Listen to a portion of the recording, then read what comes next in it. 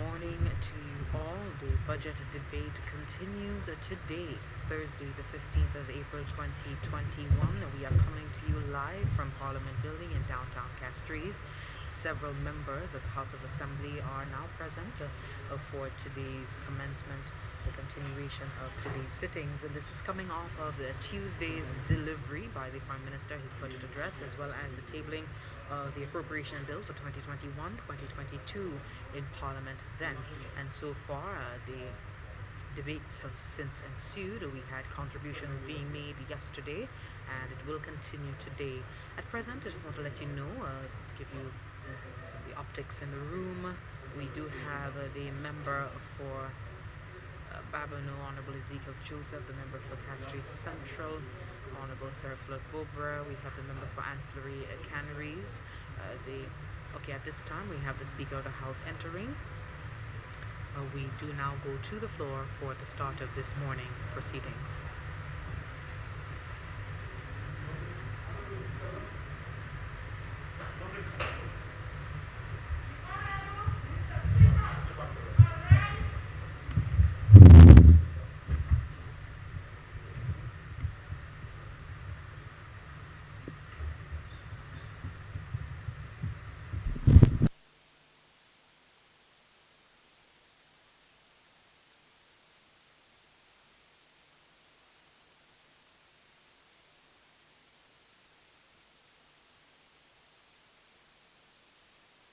Blessed is the man that walketh not in the counsel of the ungodly, nor standeth in the way of sinners, nor sitteth in the seat of the scornful.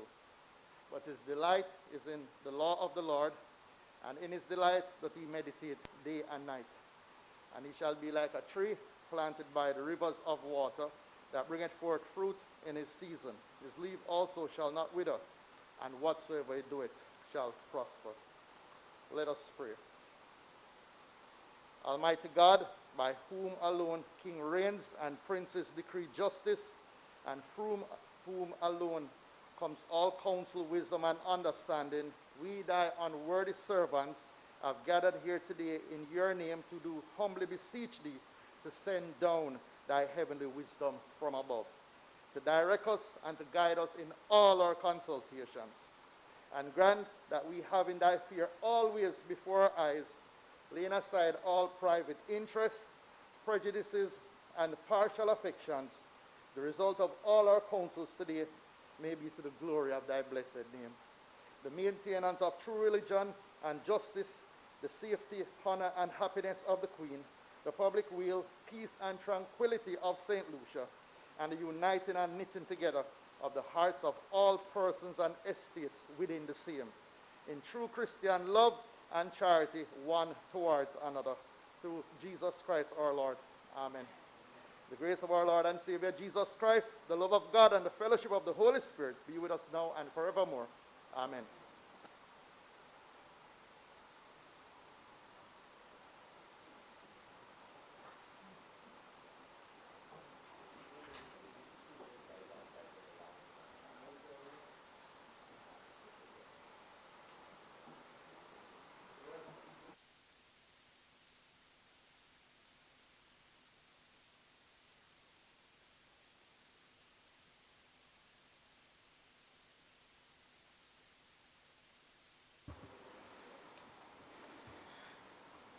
I beg to remind honorable members that when the House rose, the question was that the Appropriation 2021-2022 bill be read a second time.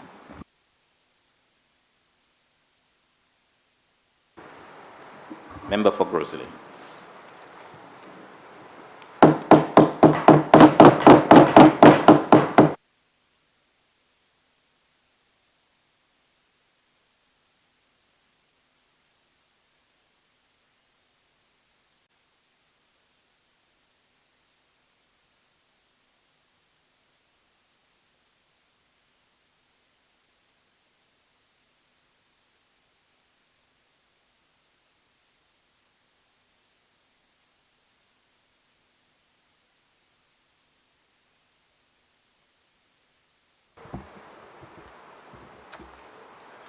Thank you very much, Mr. Speaker.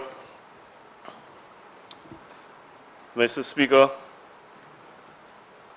fellow parliamentarians, this is the 10th occasion on which I have been afforded the honor and privilege as Member of Parliament for Grosile to address this Honourable House on the Appropriation Bill. As I on this occasion review the achievements of 2019-2020 and project the vision for 2020-2022, I must express my profound gratitude to the people of the Grosile constituency for the confidence and support for me as their representative. At the time of my comeback, Mr. Speaker, in June 2016, I pledged to justify the confidence of the people which was resoundingly placed in me by performing in their interests and delivering on the commitments I made during the election campaign. Mr. Speaker, I have broken branches and tattered leaves. There have been many times that life has left me in pieces, but I have weathered the storm, every single one, and I stand rooted in the person I am because of it. Those words of J. Iron Ward delineates to an extent my experience in Parliament. The last year in particular presented more than the average share of challenges and uncertainties, and that notwithstanding, I still stand rooted in the person I am, determined, tenacious, visionary, and resolute. I am committed to making a difference. I am dedicated to making the necessary changes. I am prepared to continue working for the benefit of our constituents and making this country a better place for our people. Mr. Speaker, I spoke almost exclusively a few weeks ago on the achievements and projections of my ministry, but on this occasion, I will focus my attention predominantly on the transformation, development, and continued progress of the Grosile constituency under my stewardship. It would be remiss of me if I did not make capital of this opportunity at this juncture to provide what can be considered an end-of-term report. Before I venture into the prospects, the vision, the continuation of the work that will further the development and progress of the Grosile constituency and its people, let's reflect on some of the accomplishments of this last term. It is at the end of life, Mr. Speaker, that the good Lord judges you. It is at the end of the school term or at the end of the school year that the teacher gives a report card to the student.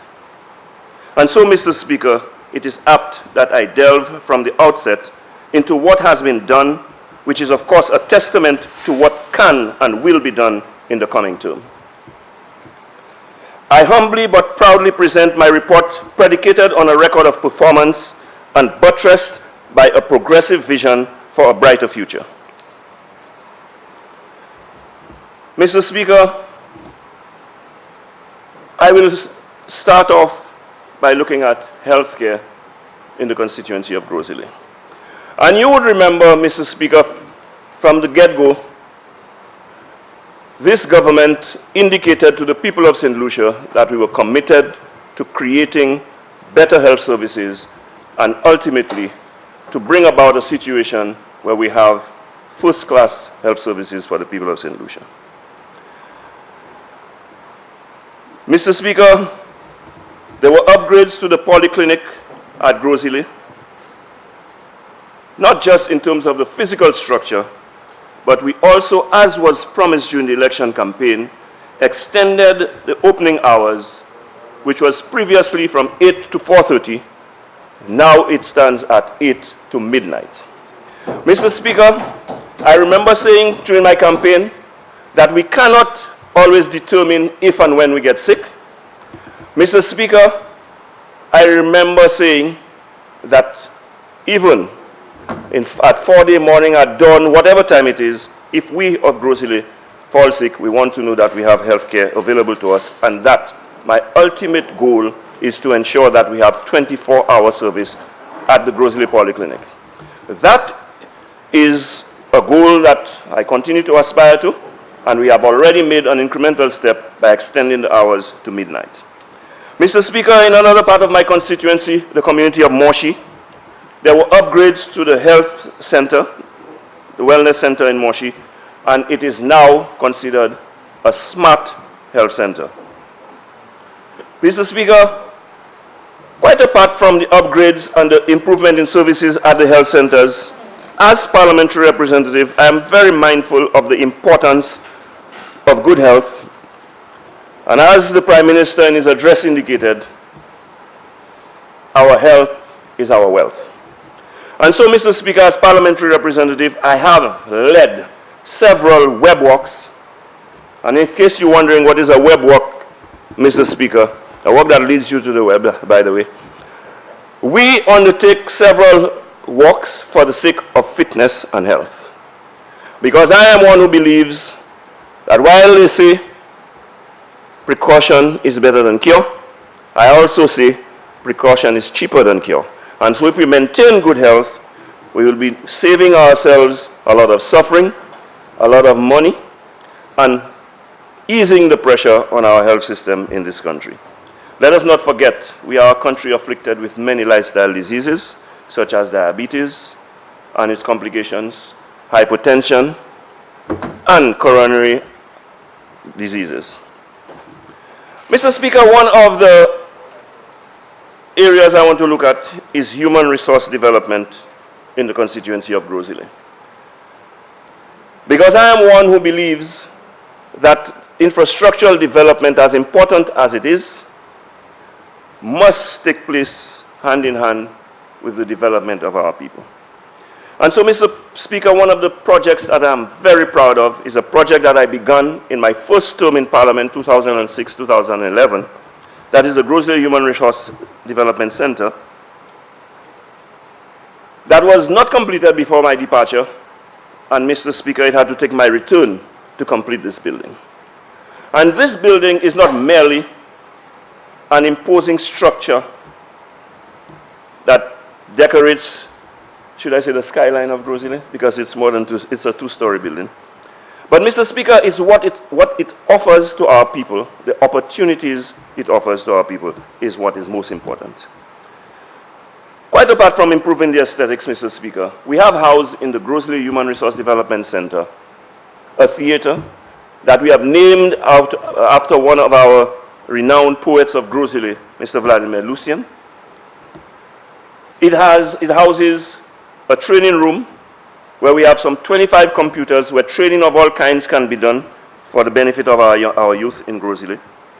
Mr. Speaker, it houses a music lab where music can be recorded, music can be taught, engineering and production of music can be done. And Mr. Speaker, that I'm very excited about, because that provides untold opportunities and avenues for young people in Grosile. And I dare say, I expect in the very near future, he may very well be jigging and grooving to a Grosile segment very, very soon from now. Mr. Speaker, we also have conference facilities, top-class conference facilities, and, of course, a restaurant. Mr. Speaker, what this single building has done in terms of all what it provides is the facilitation of the development of the creative industries in Grosile, providing a home for theater arts, providing a home for music development in Grosile, providing a home for youth training, skills training and development, and providing a home for congregation, for meeting, and for socialization of our people. Mr. Speaker, what we have also done is the improvement of a number of centers in the rural parts of my constituency, such as the Lafayette Mothers and Fathers Hall, Rivière Mita Mothers and Fathers Hall, where not only have we improved those halls for congregation, for socialization, for meetings and entertainment, but also we have added ICT centers at those venues. Mr. Speaker, I want to turn my attention to education.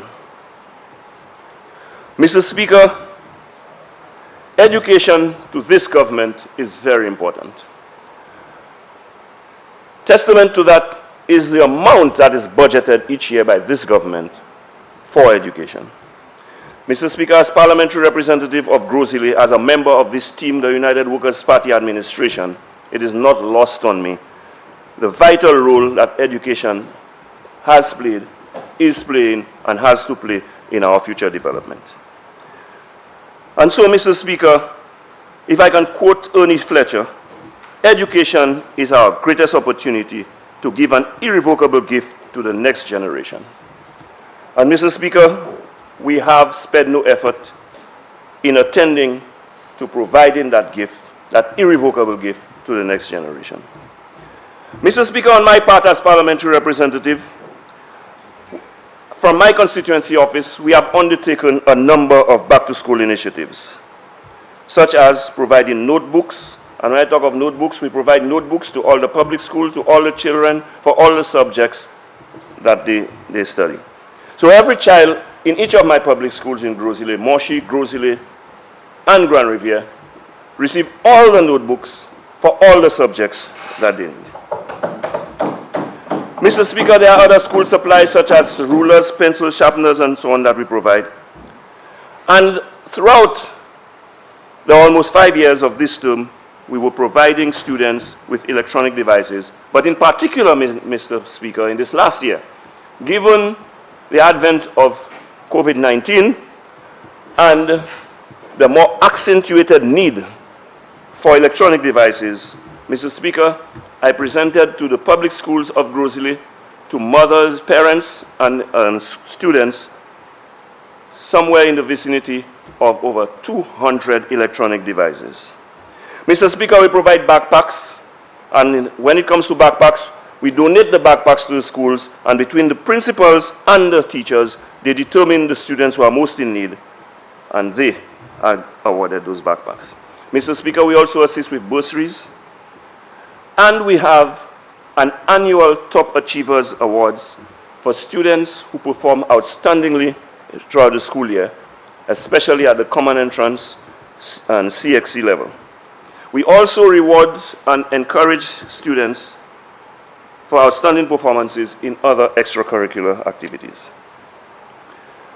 Mr. Speaker, I also want to speak of other activities that we undertake, such as the back-to-school haircut. I don't know how you might want to say it, but we groom our students before they go back to school, free of charge. So we have a number of barbers and hair salons who participate in the program, and we do that to assist the children so that they can look sharp and fresh going back to school. Mr. Speaker, when we talk of education, we do not only speak of primary level or tertiary level. We are interested from the outset from early childhood education. And so, Mr. Speaker, we have refurbished the Gros-Islet Early Childhood Development Center, which was damaged by fire some 2 years ago on Independence Day. And now it is totally refurbished, and hopefully we will have it operational again for the school year in September. Mr. Speaker, we have just completed the construction, and thanks to the BNTF, Caribbean Development Bank, we have just completed the construction of the Monchy Early Childhood Development Center, a center that was well needed for the benefit of especially young mothers in that part of the constituency who have to work and care for their children, who need care for their children while they are at work.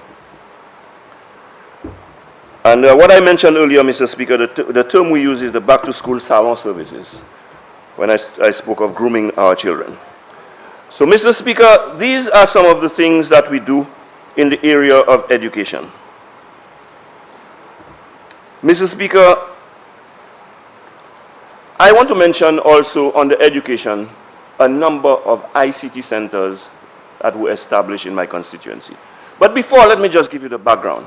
Mr. Speaker, we have heard a lot of talk about the advent of technology, the importance for immersion into technology, and to provide our students, our young people especially, opportunities and training in the area of technology. Well, let me just say, as far back as 2006, Mr. Speaker, I began a program in my constituency where I established ICT centers in many of my in a few of my rural communities for the benefit of students there who do not have the good fortune of having access to computers and internet at home. Mr. Speaker, when people talk of leveling the playing field, we want to create equal opportunity or we want to level the opportunities as much as possible by providing facilities to as many as possible.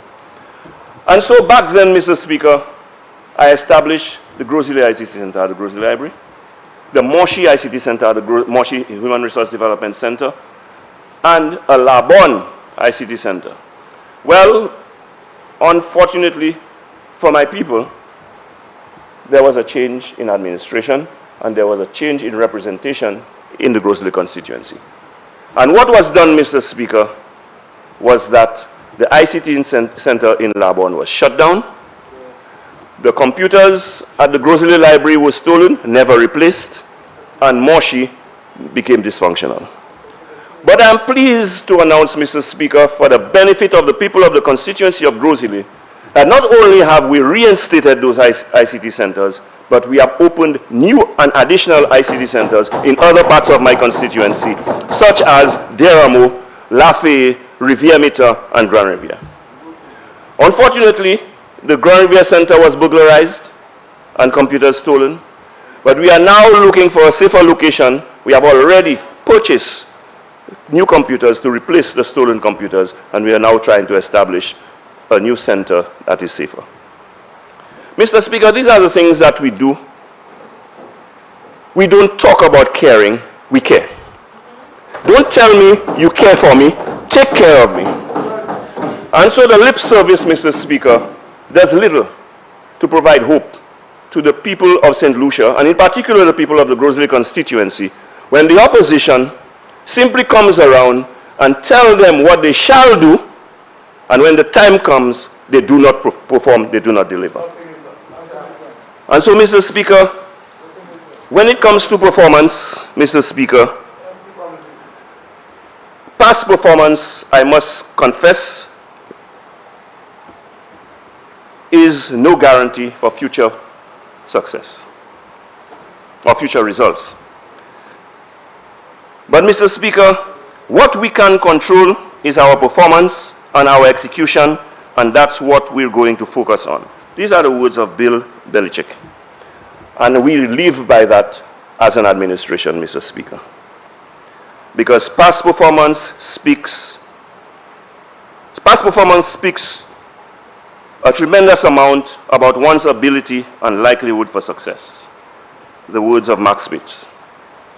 But the words about performance that would apply most to the opposition, Mr. Speaker, or that would guide the opposition, is the fact that an ounce of performance is much better and worth much more than a pound of promises. And Mr. Speaker, do they promise, but they don't deliver.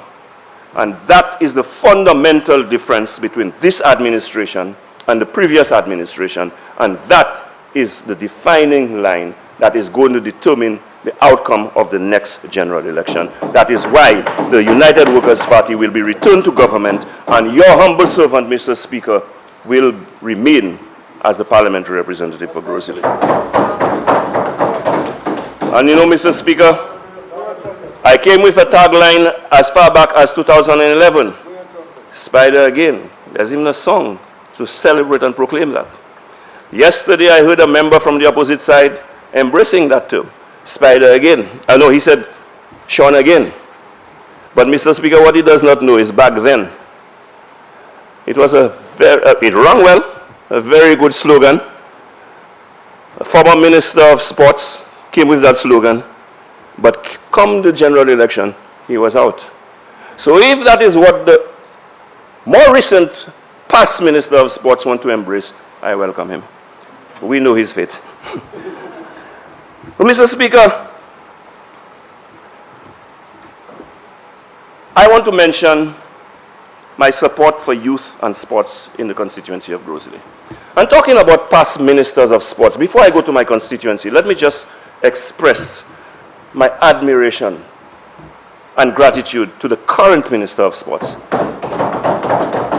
And Mr. Speaker, as a past Minister for Sports, I sat in my chair and I heard a member, I think it was a member from Babuno, made a statement yesterday indicating that in the history of St. Lucia, that this Minister of Sports would have been the best Minister of Sports. Mr. Speaker, given the fact that I am a past Minister of Sports, I repeat those words with a measure of embarrassment, but I want to endorse that statement to say that this is by far the best Minister of Sports that St. Lucia has had. And I don't give accolades based on friendship. I don't give accolades because of the favors that I may be requesting on behalf of my constituency. The member for Soufriere talked about performance. That is the measuring stick, performance. What have we seen in the area of sports? Mr. Speaker, the sporting landscape has been transformed in St. Lucia for good. We are seeing, in the south of the island in particular, a number of international standard sporting facilities, such as in Soufriere, in Dennery, and Migu. Mr. Speaker, those facilities will provide the young people of this country with the kind of opportunity to develop and hone their skills in a way that we were not able to do in the past. So, Mr. Speaker, when it comes to support for youth and sports, I commend the Minister of Sports for his efforts and his accomplishments thus far. However, I remind him of the policy of this administration when it was decided as a cabinet that since the North was better placed with more advanced sporting facilities, the focus would be on the South this term, but the next phase, naturally, Mr. Speaker, we're moving up north, and we in Grosley are awaiting our opportunity for those international sporting facilities as well. So, Mr. Speaker, when we talk about improving the lot of youth, when we talk about development of sports, we don't only talk of facilities, but we provide a number of opportunities and programs for our young people.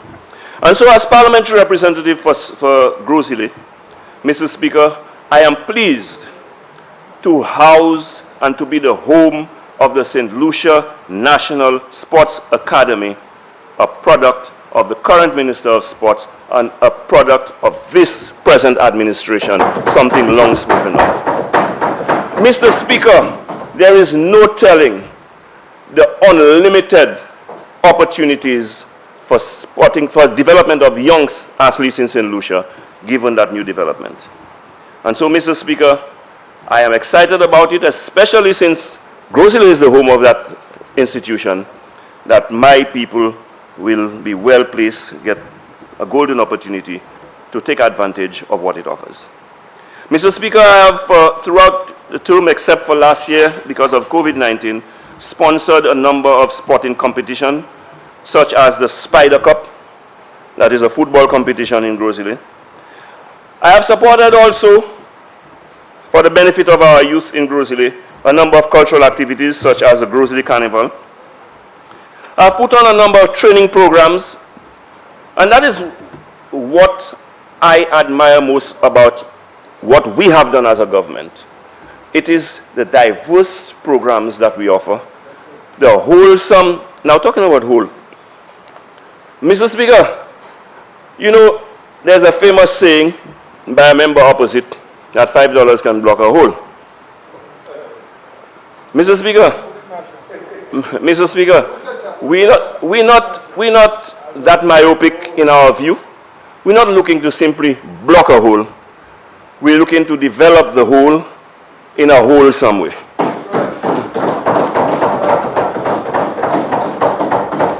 So, Mr. Speaker, we have put on a number of skills training programs for our young people in Grosley, such as electrical installation courses, cake making and decorating, and we have held a number of summer camps to provide training in different areas for our young people.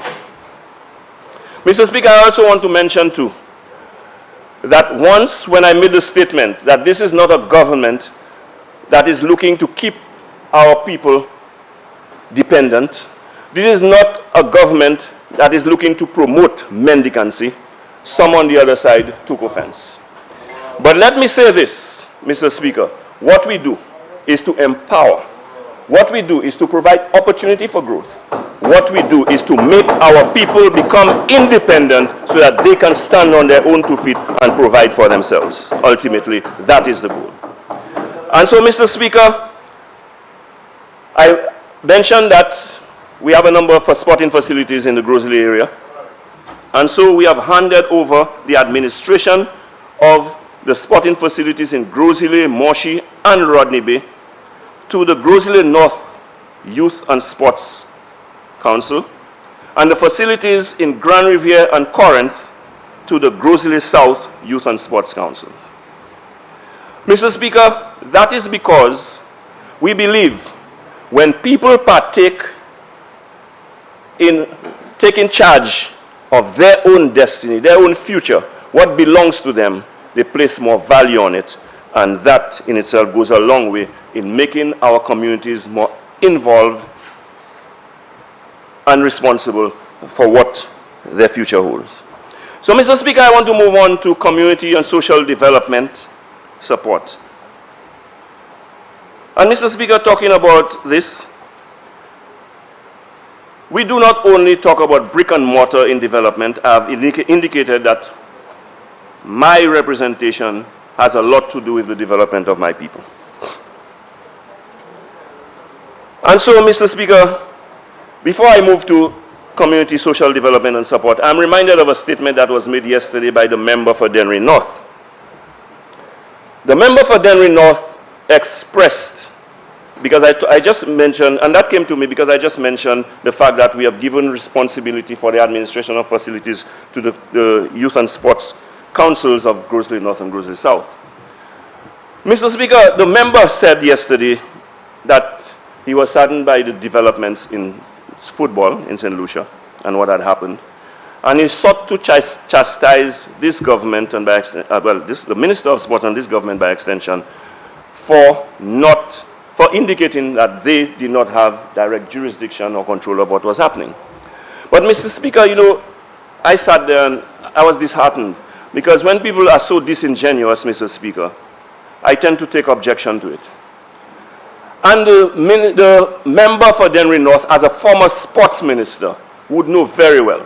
And if he does not know, the member for Castries South, who has been a sports administrator, would tell him that in the realm of sports, sporting federations are considered to be apolitical, and the international federations take a very, very harsh stance if they deem that there's any kind of political interference.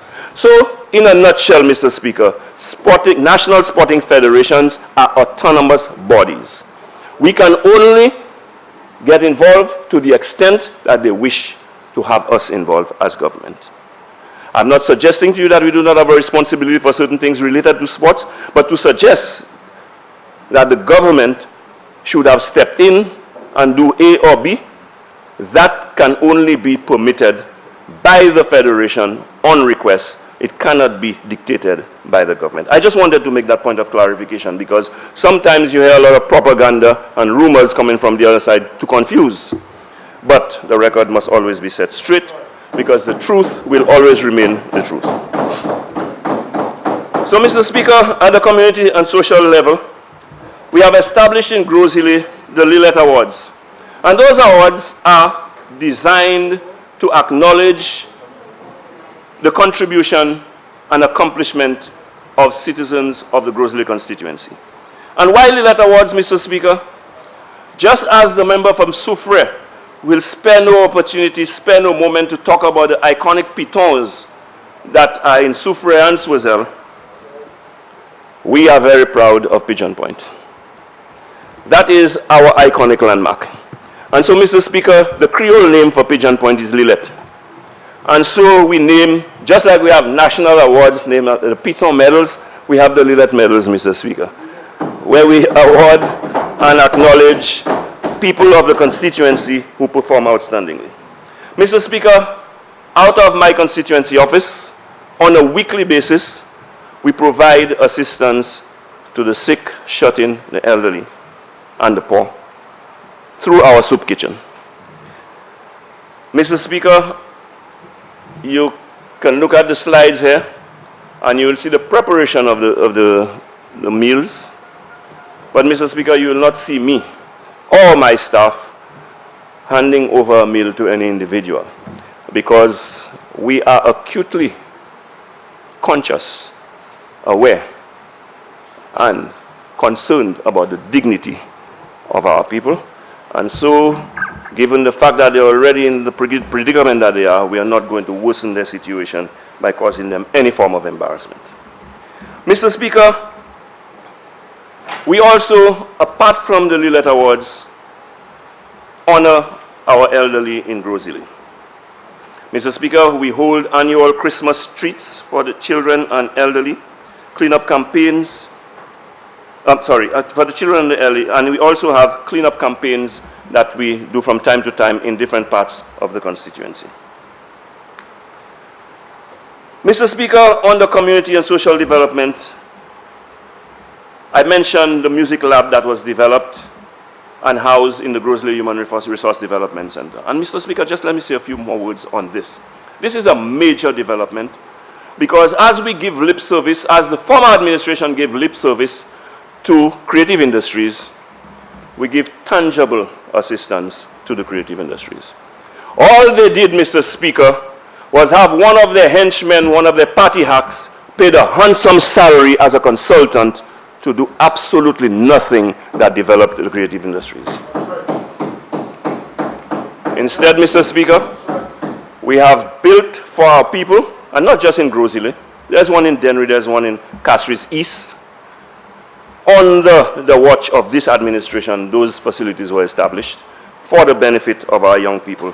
And that is what you talk about when you talk about developing the creative industries. Mr. Speaker, in progress right now, in progress, almost completed at the moment, is a food vendor's court opposite the Bank of St. Lucia, near the fire station, where food trucks and other small vending booths are established, where these people have a home now where they can ply their trade and make a living as small entrepreneurs.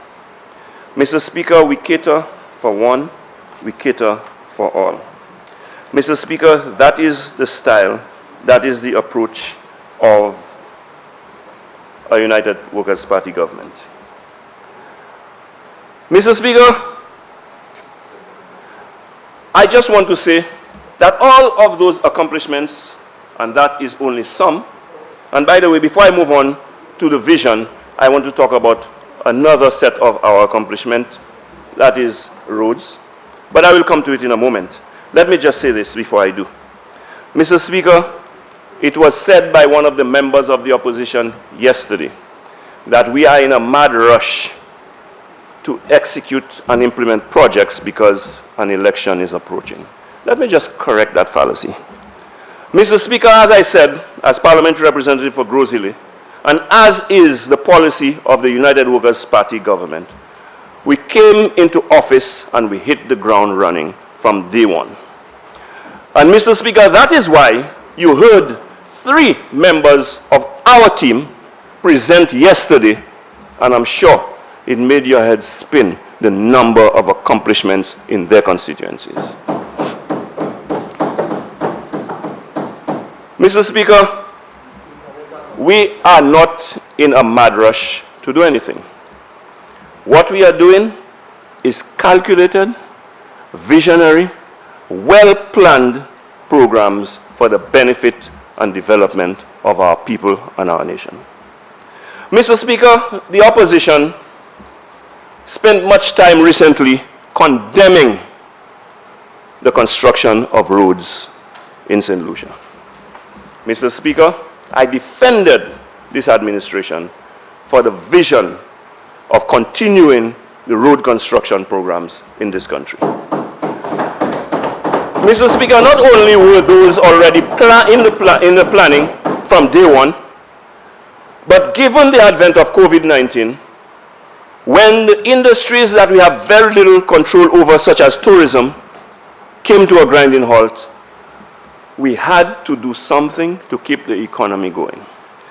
People were losing their jobs left, right, and center, and to the extent that we could, preserve and provide, we had to do what we could to ensure that a few jobs were kept and created and that the economy kept moving.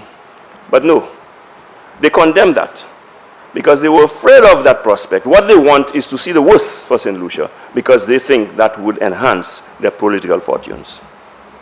Mr. Speaker, we are undeterred, undaunted, because we know at every turn, time is a great revealer.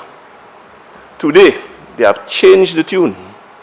They no longer condemn the roads because, you know, the mantra was, "Moun pa ka manje chimè," meaning people don't eat road. Well, no, moun pa ka manje chimè, mais chimè ka bay moun travail pou yo jwenn manger. And Mr. Speaker, talking about roads, Mr. Speaker, I am proud to say that I kept one of my campaign promises when I said to the people of the constituency of Grosile, and they bought into it, that roads would be one of my primary focus in this term. Mr. Speaker, we are coming to the end of the term. The question is, did I deliver? And boy, did I deliver. Mr. Speaker, I want to turn my attention to roads in the Grosile constituency. And when I talk about roads in the constituency, Mr. Speaker, I want to say to you, Mr. Speaker, I am not talking about blocking holes. Mr. Speaker, I refuse to have as part of my presentation any grill that was done, any pothole that was blocked, or anything like that. Mr. Speaker, that is the prize performance of the other side. For us, that is routine. And you know, lately, Mr. Speaker, they have changed the tune. They say, with all the roads that are being done, especially in my constituency, the talk now is, Chimè ni pou fèt.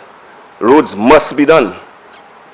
Well, if roads must be done, how comes I found so many roads to be done? When you already didn't have to be done? Well, Mr. Speaker, we know that roads must be done, and that is why roads are being done, because we know that we can do roads. Because we are now paving the way for a brighter future, Mr. Speaker. Mr. Speaker, and I will go all the way to provide that future, Mr. Speaker.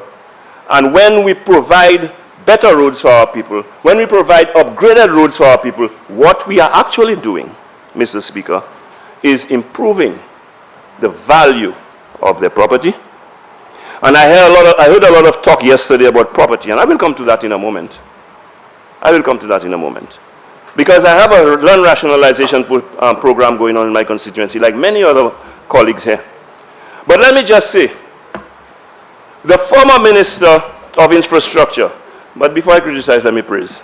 The current Minister of Infrastructure, Mr. Speaker, must be given his kudos for that comprehensive, universal program of road improvement and development that has taken place in this country. And Mr. Speaker, you know what? He recognized that the constituency of Grosile, given the magnitude of its expanse, given the vast population, given the contribution that we make to national development through our taxes, Mr. Speaker, that knowing that we have by far the most roads in this country, according to the records of his ministry, 536, and I can tell you since that survey was done, there are many more roads that have been developed. We got, I would say, almost our fair share, and I'm being a little greedy now, Mr. Speaker, almost our fair share of roads. But that is not to say, Mr. Speaker, that all is well as yet, because it's still just a drop in the bucket. There are many more roads to be done. Because you see, when there is a lull in the journey of development, you set back the progress that ought to have been made. And there was. But we have recognized our mistake, Mr. Speaker. We have understood the setback, and so that is why the change was made to return to a path of progress and development. And that is why we can boast of so many roads in the constituency being developed today. So, Mr. Speaker, I don't expect you to believe me if I tell you that by the end of this term, we would have done over 71 roads in the constituency of Roseland. Mr. Speaker, I was reluctant to say that, Mr. Speaker, because I can imagine what is going through the minds of the other parliamentary representatives there. You know? But Mr. Speaker, that is what representation is about. I was able to justify over 70 roads being done in my constituency. And I will tell you now, Mr. Speaker, our people are well deserving of those roads. Because not only, like I said, do the roads improve the value of your property, not only do roads open up economic opportunities, not only do roads save you on car parts, Mr. Speaker, it also saves time. And provides safety as well, Mr. Speaker, because a bad road can be a precarious road to walk or commute on.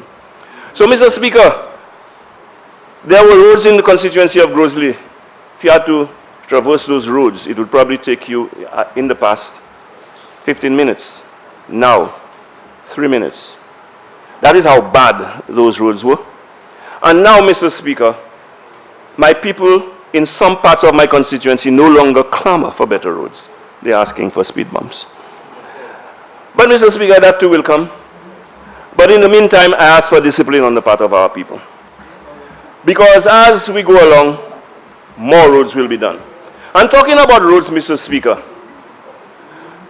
in recent weeks, the member for Castries East, who is the leader of the opposition and the leader of the St. Lucia Labour Party, went into Labon, one of the areas where he had deplorable roads. And he accompanied his candidate in the area. And you know, Mr. Speaker, from the onset, they claimed that the targets were Grosley, Ancillary, and Castries Central. And now, they fire and scatter shots, they don't know what target to look at. And so, they're dwindling fortunes, realizing that they have already been rejected. A last-ditch effort was being made by the leader of the opposition to boost the fortunes of his candidate, went to Labon, of all places.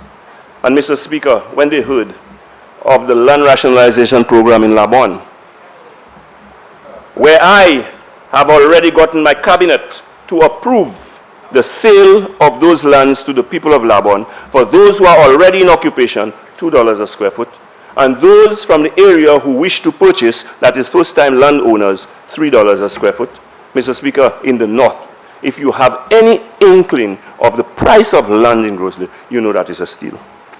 But the leader of the opposition had the audacity to say to the people, if you vote for my candidate and we form the government, we will give it to you for $1. Now, you see bluffs? Our eyes are open now. You see the shall? We don't buy that anymore. Your past performance is the best indication of your future actions. This is a member who was the deputy in an administration that reigned for 15 years, all of which time their representative, a member of their cabinet was a representative for Grosley. They did absolutely. Now we see people like to say politicians do nothing. Now I've already given you a list of the nothings that I've done. But when I say a person does nothing, you cannot defend that. The St. Lucia Labour Party has done nothing for the constituency of Labon. Let me qualify that, because I don't want to be contradicted, Mr. Speaker.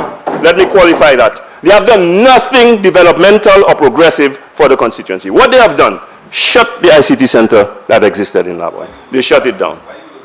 Okay? Shut it down. You'll know when you lose this time. You'll find out. You'll find out why when you lose this time.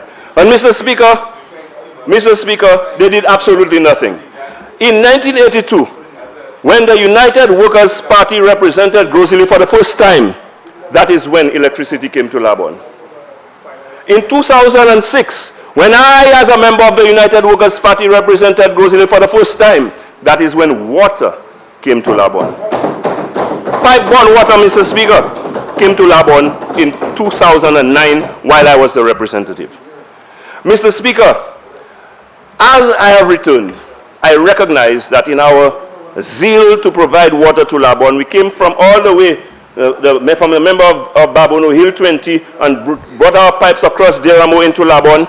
Mr. Speaker, we gave water to central Labon and going towards Dauphin, and we realized later that the people in lower Labon were not served.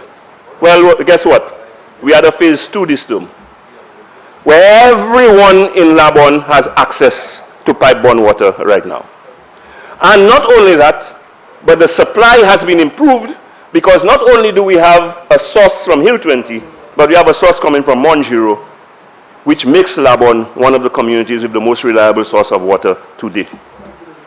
That is what the United Workers' Party has done. But in the 15 years that they were in office, when the member for Castries East was the deputy prime minister, he was in the last term the member in the cabinet responsible for infrastructure. Mr. Speaker, you should have seen the road infrastructure in Labon. I suspect when he went there the other day, that was the first time he ever went there. But Mr. Speaker, he should have gone there when he was Minister of Infrastructure, knowing that he had done nothing, he would never return. But Mr. Speaker, you know what? He can go there now with a car. He can go there for a sports car now, because that road is being improved as we speak to provide the people of Labon with proper roads. So when I say you all have done nothing for Labon, all the development that has taken place in Labon, it complements the United Workers' Party administration. You know what? You talk about you'll give them lands for $1. The lands were always there, crown lands. It was always there. You were there for 15 years, you did not do it. Now it is actually being done. You are making promises. Promises you don't intend to keep. Mr. Speaker, go to the registry and you'll see what they did with the crown lands during their time. You'll see the names of members of their administration who own lands in Labon. That is what you will see. I could follow that example as well, because I know where the lands are. But instead, I have decided that I was put there to serve the interests of my people, and that is what I will do. So those lands are going to be subdivided, surveyed, and sold to the people of the community at an affordable price, so that they too can own a piece of their country, a piece of their community, and that with the development that is taking place in Labon, we will not have an exodus where Labon becomes an abundant community, but we'll see the growth and strengthening of that community of Labon.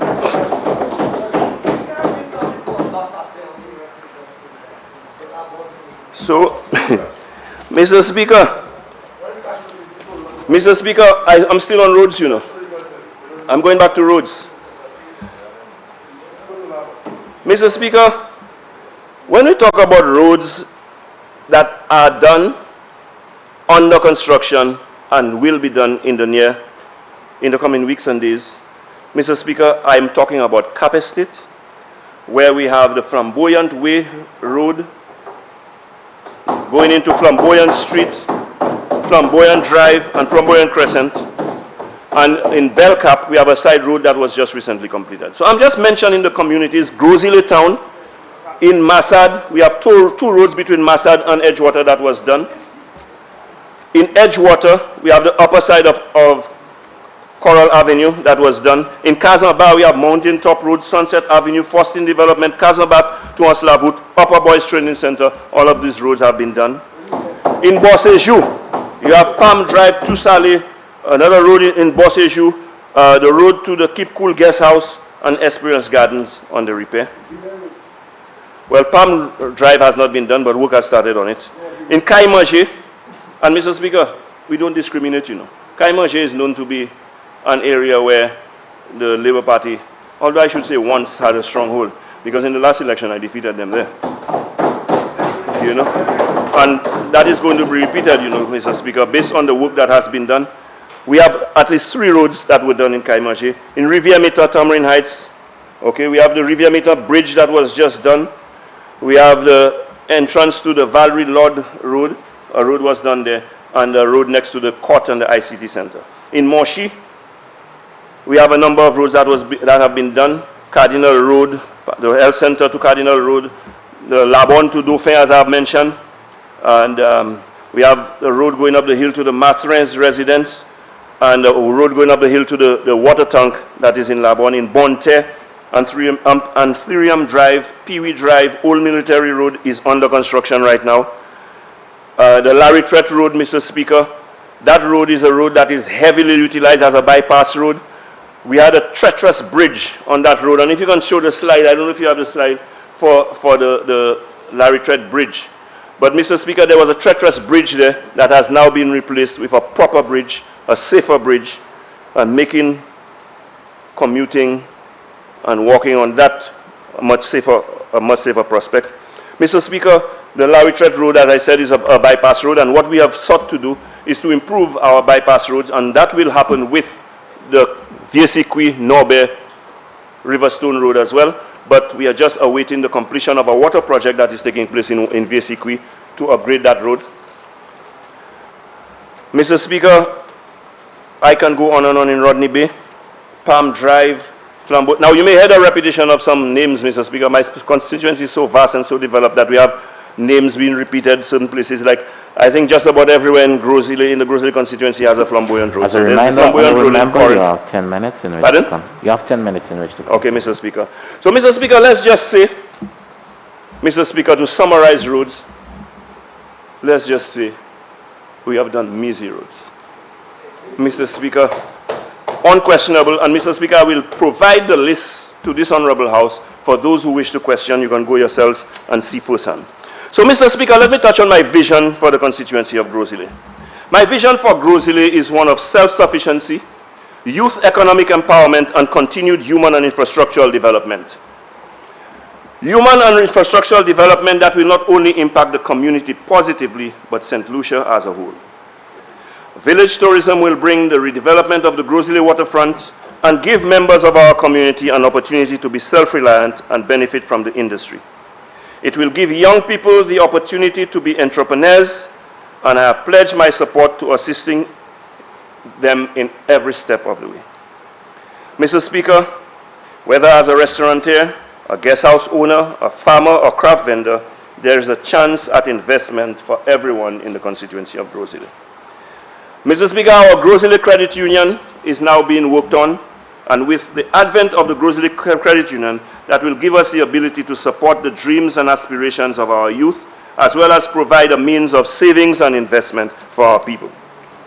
Together, we can do it and achieve the very best for the community that we all love. Mr. Speaker, when it comes to economic development, our vision is to develop the Dauphin Tourism Development Project, which is now in progress, and Cabinet has already approved Dauphin as a protected area, and this area will be developed as a heritage site that will promote the creation of a new tourism experience, spurring economic activity for the same Labon, Mr. Speaker, that has been neglected by the opposition for so many years, and for the wider Moshi area. The Grosile waterfront development, Mr. Speaker, I heard and saw renderings from Soufrière, but Mr. Speaker, the state-of-the-art waterfront development will be Grosile. I can assure you, Mr. Speaker, Soufrière will have a run for his money. The transformation of the Grosile waterfront, Mr. Speaker, will feature a pedestrianization of Bay Street, which has already been approved, and the establishment of a boardwalk. This will be a joint venture with the property owners who will be encouraged to invest in facilitating new business and job opportunities for the residents. The transformation of the Grosile waterfront will feature a number of businesses, Mr. Speaker, and that will include the South Pigeon Point Park, where we'll have picnic areas, restaurants, and so on. We will also develop and renovate the jetty to facilitate berthing of small and medium-sized seacrafts. And that, Mr. Speaker, is targeted at the yachtsmen, tourists, and the Martinicans who frequent Grosile. Mr. Speaker, I am looking at the construction, because talking about security, Mr. Speaker, we don't just give lip service to security. I'm looking at the construction of a new police station and courthouse. I have asked that a courthouse be incorporated in the police station, Mr. Speaker. And when that is done, not only would we have improved the working conditions for our police officers, but we would unclog the judicial system by providing a brand new courthouse. Mr. Speaker, we also are going to, in the vicinity of the police station, construct a civic center where we are going to have a centralized location for all government services, similar to what was discussed and described by the representative for Soufrière-Font-Saint-Jacques. Mr. Speaker, as I said, the Grizzly Credit Union is in progress, and it will be a community-focused financial institution that will provide an accessible platform for savings, investing, and financing for residents. The Grizzly Development Foundation, Mr. Speaker, I've been speaking of for a while, but it is in progress. The legal transactions are taking place now, proceedings rather are taking place now to finalize and formalize the Grizzly Development Foundation. And the foundation shall engage in the fostering of economic, cultural, and social development in order to meet the needs and aspirations of the Grizzly community while protecting the natural and cultural environment upon which the foundation is based. Mr. Speaker, other upcoming projects will include further expansion on the healthcare, further expansion of services and hours at the Grizzly Polyclinic, as I mentioned earlier, and the upgrade of the Grand Riviere Health Center, similar to what was done in Moshi. It is my intention during the next term that the Grizzly Polyclinic be upgraded to provide 24-hour service to the residents of Grizzly. I also hope that the Grand Riviere Health Center will become a smart wellness center. Mr. Speaker, under healthcare, we're also looking at the establishment of more outdoor gyms and recreational space throughout the constituency, and we will start by having one in the Pigeon Point South Park that I just mentioned. In the area of education, we will have programs in continuing education in collaboration with NELU, that's the National Enrichment Learning Unit, and other continuing education agencies to make training and skill development programs easily accessible. We will also be exposing our constituents to language skills certification, especially in French, Spanish, and if possible, Mandarin. Mr. Speaker, we will be setting up a scholarship fund, and that will be funded by allocations from the Grizzly Development Foundation and the community development programs, and I'm hoping with the advent of the Grizzly Credit Union, they too will see the merit of it and utilize some of their profits for that purpose.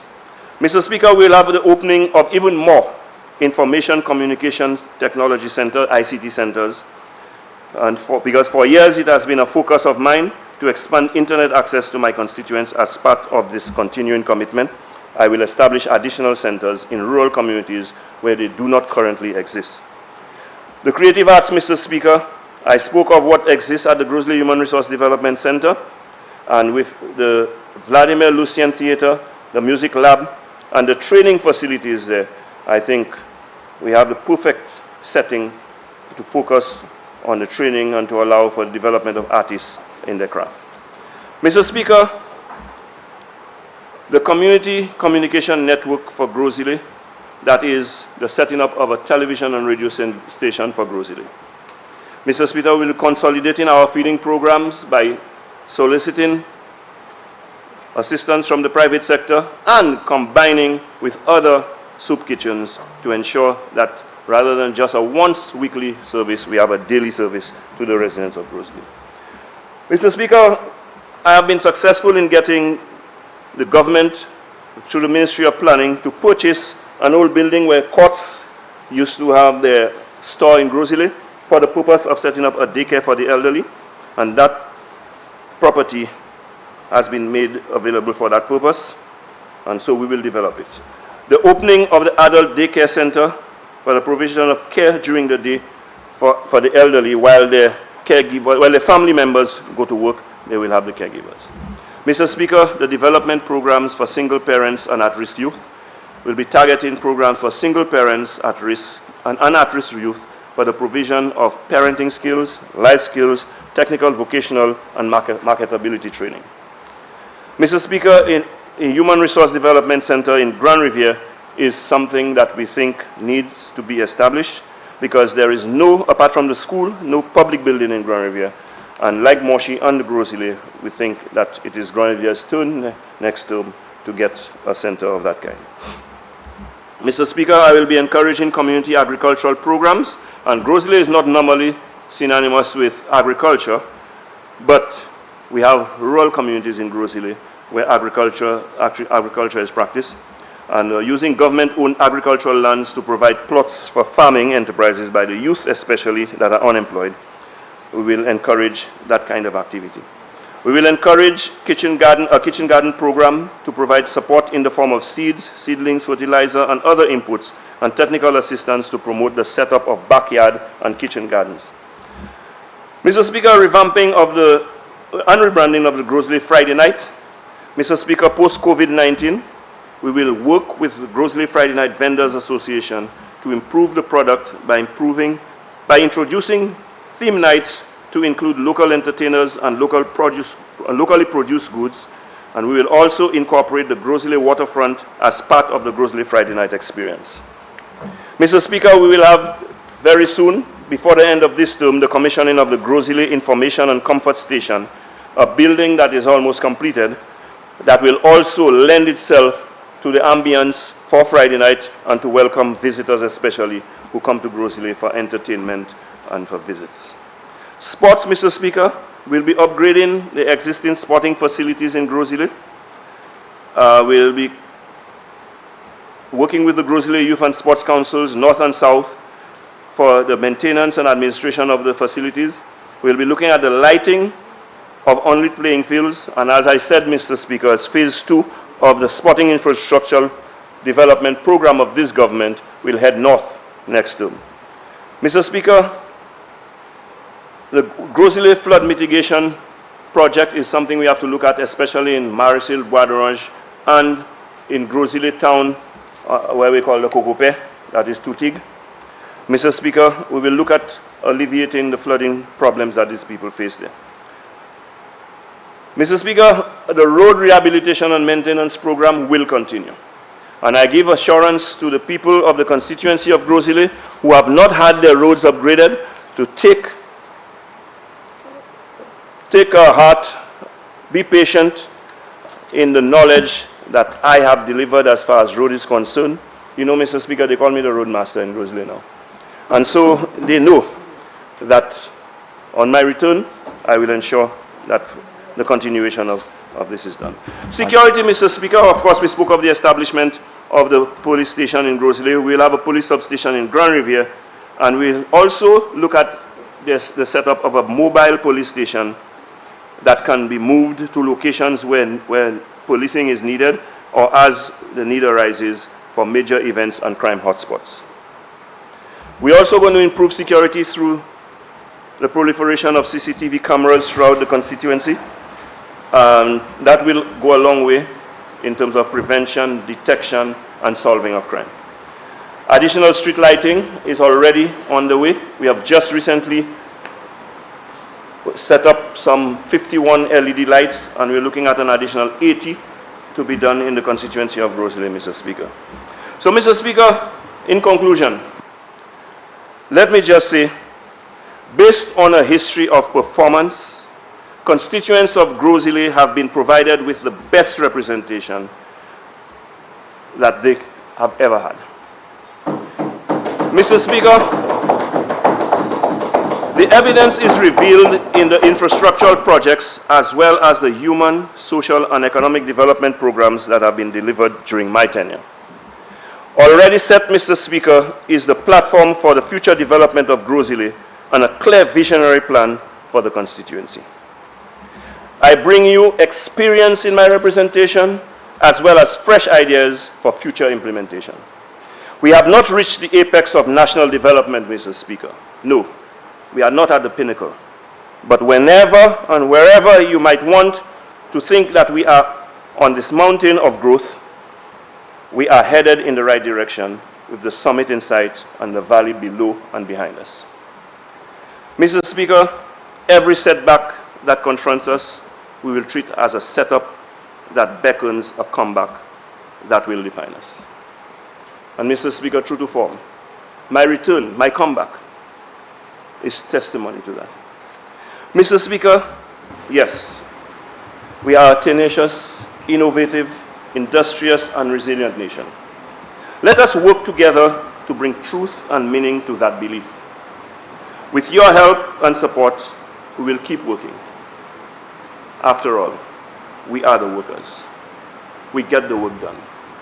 Let us continue the work. I thank you.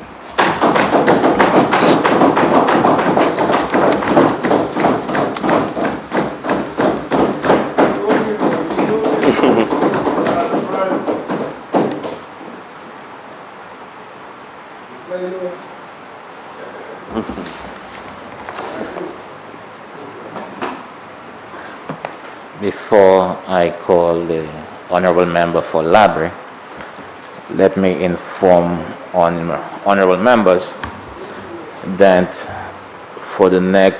during the course of the day, I have authorized the taking of photographs of members and of the chamber for the purpose or sole purpose of the Parliament. If members wish to have access to the photos, I will also provide members with the photos. But for the Parliament's record, I have authorized the taking of photographs. Honorable member, one more thing before I call on. Members who have spoken, I would have loved to have some photos from the podium, but members who have spoken, we could arrange for those photos to be taken.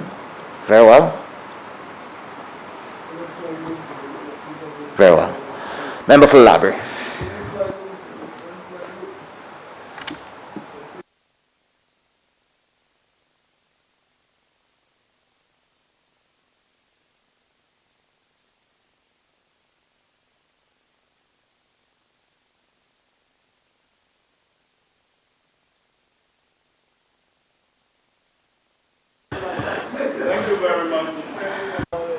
Thank you very much, Mr. Speaker. Mr. Speaker, I rise to respond to the final episode of an economic horror story which has been masquerading in the form of a yearly appropriation bill in this hallowed chamber for almost 5 years. A horror story, Mr. Speaker, which has instilled fear of the marketplace in thousands of St. Lucian families who do not have the capacity to purchase the basic necessities of life. A horror story, Mr. Speaker, where under this administration, St. Lucians have the least access to land, housing, education, and other social services like health. Hence a horror story which has brought destruction and death to too many St. Lucians. A horror story, Mr. Speaker, where COVID-19 found St. Lucia presenting symptoms of a deadly fiscal virus. A horror story, Mr. Speaker, which has painted a disturbing picture of despair and hopelessness as it relates to the future of St. Lucia and St. Lucians. Hence, Mr. Speaker, today, the policy debates on the appropriation bill for the fiscal year 2021-2022 gives an opportunity to fully evaluate the performance of the United Workers' Party administration under the leadership of the Prime Minister and Minister for Finance, the member for Miku South, as it marks his 5th and final policy statement before the next general election is called. I will, in my contribution, Mr. Speaker, debunk many of the issues raised and unexpose the contorted analysis in the policy statement of the Minister for Finance. I will do it with clear and unambiguous, irrefutable evidence, Mr. Speaker, supported and backed by data. Mr. Speaker, I will also address certain inconsistencies in analyzing the data based on what is expected of abiding economic relationships of critical macroeconomic variables. Mr. Speaker, I wish to first refer to the Prime Minister and Minister for Finance theme for the budget, namely adapting, overcoming, and persevering. We are a resilient nation. Firstly, these are nice words, Mr. Speaker, but they are mere words, as the actions pursued by this administration do not reflect that we have adapted nor overcoming the challenges faced by the economy, and this government is simply persevering with the continued failed policies of the past. A measure of how resilient our economy is, Mr. Speaker, is how well the economy is doing under the COVID-19 pandemic. And we know, Mr. Speaker, St. Lucia has one of the largest contractions in economic growth and had one of the highest increases in public debt. Mr. Speaker, our economy is more vulnerable than ever and has indeed become less resilient and more vulnerable under the reign of this UWP administration. The government has simply engaged in pre-election spending in a bid to try to win the next general elections. This budget provides no hope to the small businesses, unemployed, the farmers, the fishers of this country, the displaced hospitality workers, and the youth who are about to enter the labor market, Mr. Speaker. There is no income support program for the thousands of people who are being affected by the pandemic, and sadly, more and more people will be driven into poverty and even starvation, Mr. Speaker. This budget, Mr. Speaker, provides neither inspiration nor aspiration for the people of this country. This budget, Mr. Speaker, is vacuous and does not provide solutions to the economic woes that have impacted the thousands of St. Lucians who are now seriously affected by this pandemic. Mr. Speaker, when I listen to members opposite, and they are very clever. They avoid the figures completely whilst they give the libewa. While they try to misrepresent the reality of things in this country, they do not refer to the social and economic review. But Mr. Speaker, I gave you the solemn undertaking that what I say will be backed by the data from the documents that they have given to me. So permit me, Mr. Speaker, to first review the economic growth numbers as reflected in the Economic and Social Review for 2020. Mr. Speaker, this government has been very boastful of its economic growth record. And last year they began bragging about their worst year being better than our best year in government over the period 2012 to 2016. Of course, Mr. Speaker, they omitted 2020 from the debate, as rightly so. The COVID-19 pandemic affected the economy negatively. I will also, however, indicate that the government's economic management of the fallout from COVID-19 was abysmal. And they made extremely poor, questionable, and dubious decisions on the allocation of funds borrowed from the multilateral agencies, which provided concessional funds to the government of St. Lucia. Mr. Speaker, the Economic and Social Review for 2019 indicated that the preliminary growth rate had fallen from 2.6% in 2018 to 1.7% in 2019.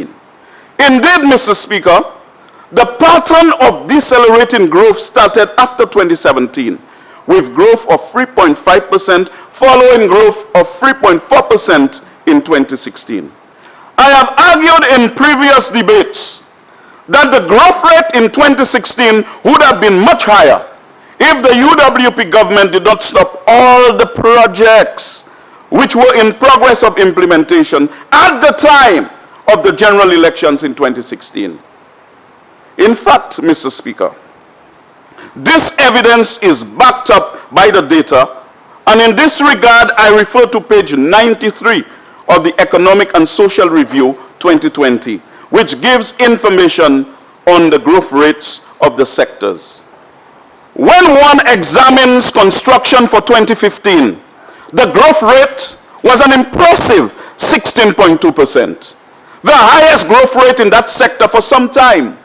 This was followed by negative growth of minus 0.8% in 2016 because this wicked and uncaring government stopped all the ongoing projects. In fact, the colossal failure of this government was further reflected in negative growth rates of minus 14.1% and minus 4.8% for construction for 2018 and 2019 respectively. I see now, however, that this UWP government wants to take credit for the growth rate in 2016 because of the favorable rate in that year. However, Mr. Speaker, I wish to state that the UWP government wanted to disown the growth at the time of the budget presentation in 2017-2018. I will repeat what the Minister for Finance stated in his budget policy statement in 2017-2018. This is what he said, Mr. Speaker, and I quote, Madam Speaker, St. Lucia's 0.9% growth performance in 2016, though mega, was attributed to expansion in the construction, manufacturing, agriculture, wholesale, retail, and financial services sectors, unquote. So, Mr. Speaker, at the time, the Statistics Department recorded preliminary growth of 0.9% in 2016. It was reported by the Minister for Finance as mega growth. Mega growth, Mr. Speaker. Now that the growth rate has been revised upward to 3.4%, the UWP government all of a sudden want to take credit for the growth, the shameful hypocrisy of this government. Mr. Speaker, my analysis at the time was that this government had piggybacked on the excellent policies of the St. Lucia Labour Party government, which effectively resolved the fiscal mess inherited from the last UWP government upon assuming office in November 28th of 2011. Mr. Speaker, there is something in economics called policy lags. And we are abundantly aware of that, Mr. Speaker, which essentially means that there is a delay between the implementation of the policy and the impact of the policy. In effect, Mr. Speaker, the policies pursued by the Labour Party government under the stewardship of the member for Beaufort South began to bear fruit in 2016 and carried over to 2017. Remember, Mr. Speaker, both Royalton and Harbour Club were projects implemented within the term of the St. Lucia Labour Party government. The full impact of these policies began to fizzle out, Mr. Speaker, in 2018, and we began to see the impact of the policies of the United Workers' Party government thereafter. The full impact of the opening of these hotels would have been felt in 2017, Mr. Speaker. And what have we seen, Mr. Speaker? We have witnessed, Mr. Speaker, successive declines in the growth rates, culminating in not 1.7% growth in 2019, but now a revised growth rate of negative 0.1% in 2019. Negative 0.1% in 2019. Yes, Mr. Speaker, negative 0.1% in 2019. We were not in a recession, in COVID-19. We were in a recession pre-COVID, Mr. Speaker. This was before the impact of COVID-19, Mr. Speaker, and cannot, under any circumstance, be ascribed to the COVID-19 pandemic. This truly reflects the failure of the economic policies of this United Workers' Party government. Mr. Speaker, the conundrum that needs to be explained by the Prime Minister is why was St. Lucia's growth rate so anemic when the ECCB average in 2019 was 3.3%. The world economy was booming, Mr. Speaker, but St. Lucia registered growth of negative 0.1%. So, Mr. Speaker, the failure of this government's policies was clearly evident pre-COVID-19. Sadly, Mr. Speaker, these failed policies made us even more vulnerable to the effects of the COVID-19 pandemic. We were already in a recession pre-COVID, Mr. Speaker, and so we quickly went into what is called a depression. Mr. Speaker, in order to enlighten members on the opposite side, one of the definitions of a depression in economics is a contraction in GDP of at least 10%. Mr. Speaker, Well, you know we have doubled that figure of 10% with a contraction of 20.4%. According to the ECCB, our growth performance was even worse. ECCB estimates a contraction of 23.4% in 2020. But you see, Mr. Speaker, sometimes when you compare growth, it's like comparing oranges with apples. So let's do a comparison of quality of growth between the SLP and the UWP. Mr. Speaker, a 3% growth rate under the Labour Party government is much more beneficial to the citizens of this country than the same growth generated by the UWP government.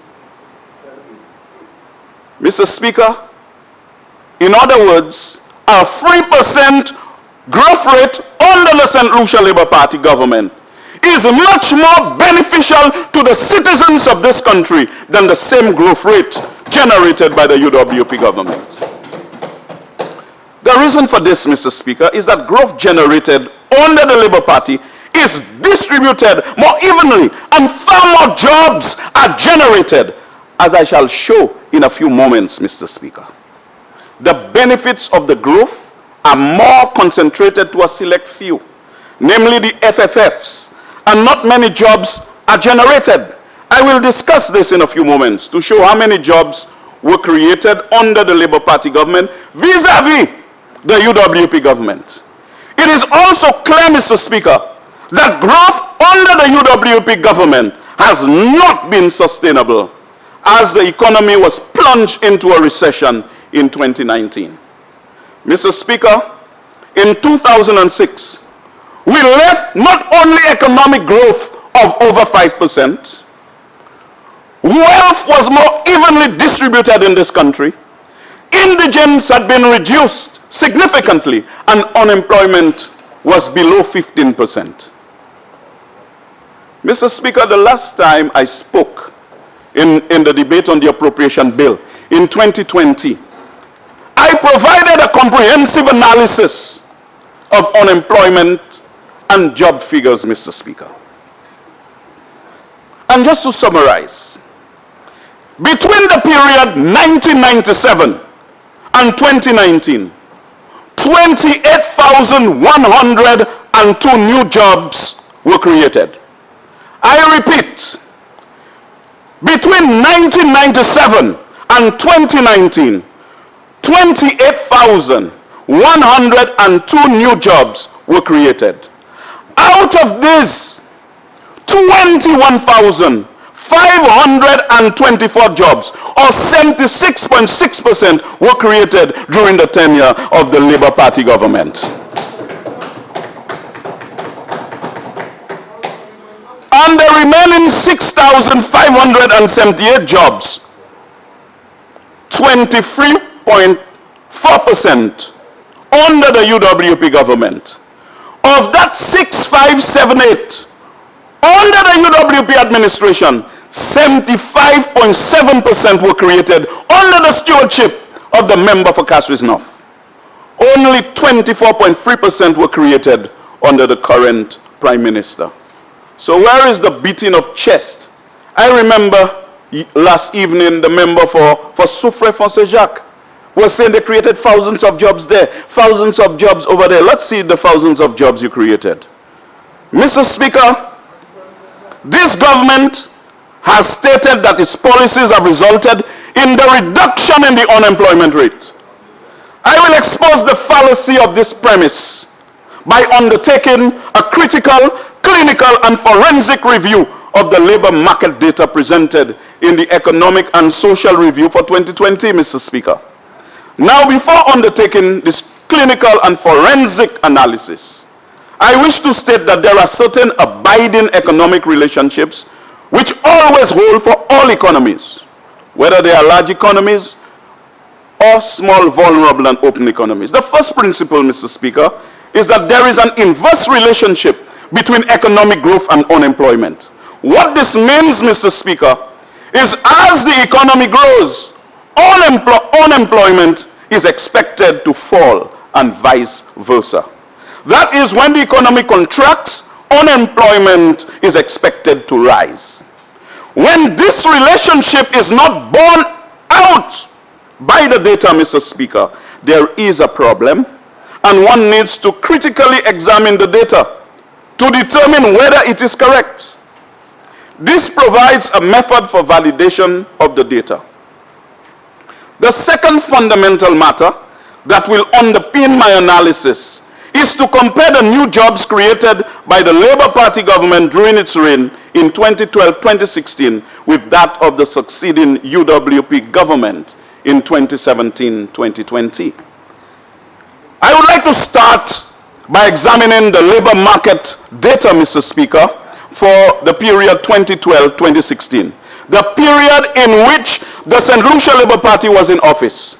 Honourable members can refer to page 113 of the estimates of the Economic and Social Review for 2020. Over that period, Mr. Speaker, the employed labour force, which is the third row in the table, shows an increase of 74,339 people to 82,379 people.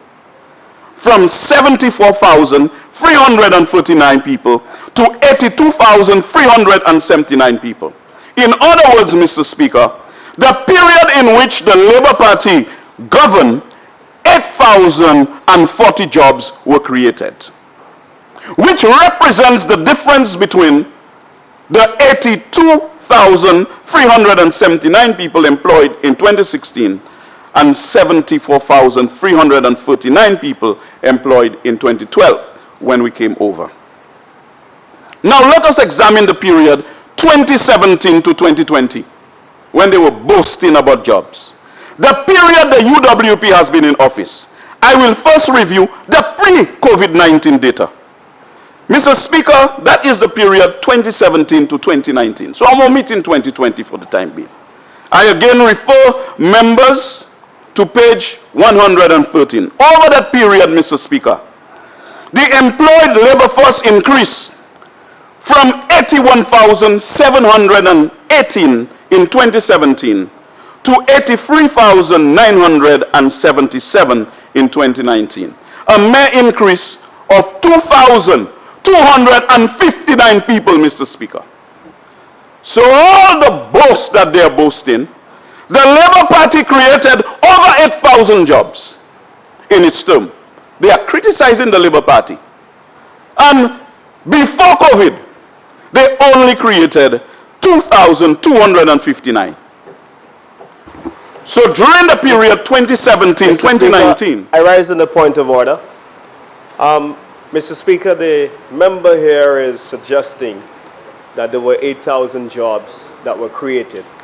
I think he's misleading the House because, Mr. Speaker, if we analyze the numbers critically, we will see that despite the upward trend of the borrowing, what happened within those years, Mr. Speaker, we had what is called income support that went to nice workers, Mr. Speaker, and not real jobs provided in the private sector. This is not a point of order. A distinction must be driven between income support and real private sector jobs. I want you to do that analysis. Once you give me my time, Mr. Speaker, for the interruption, as I navigate a very critical issue. Mr. Speaker, all they have to do is to speak to the data, you know. And this is why I'm using the data to navigate.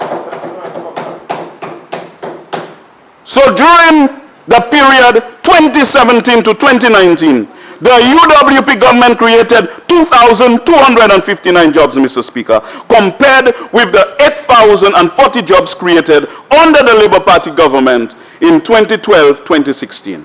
It is crystal clear, Mr. Speaker, that the Labour Party government has a superior record than the UWP government in terms of job creation. On the other principles I mentioned earlier, Mr. Speaker, was the inverse relationship between economic growth and unemployment.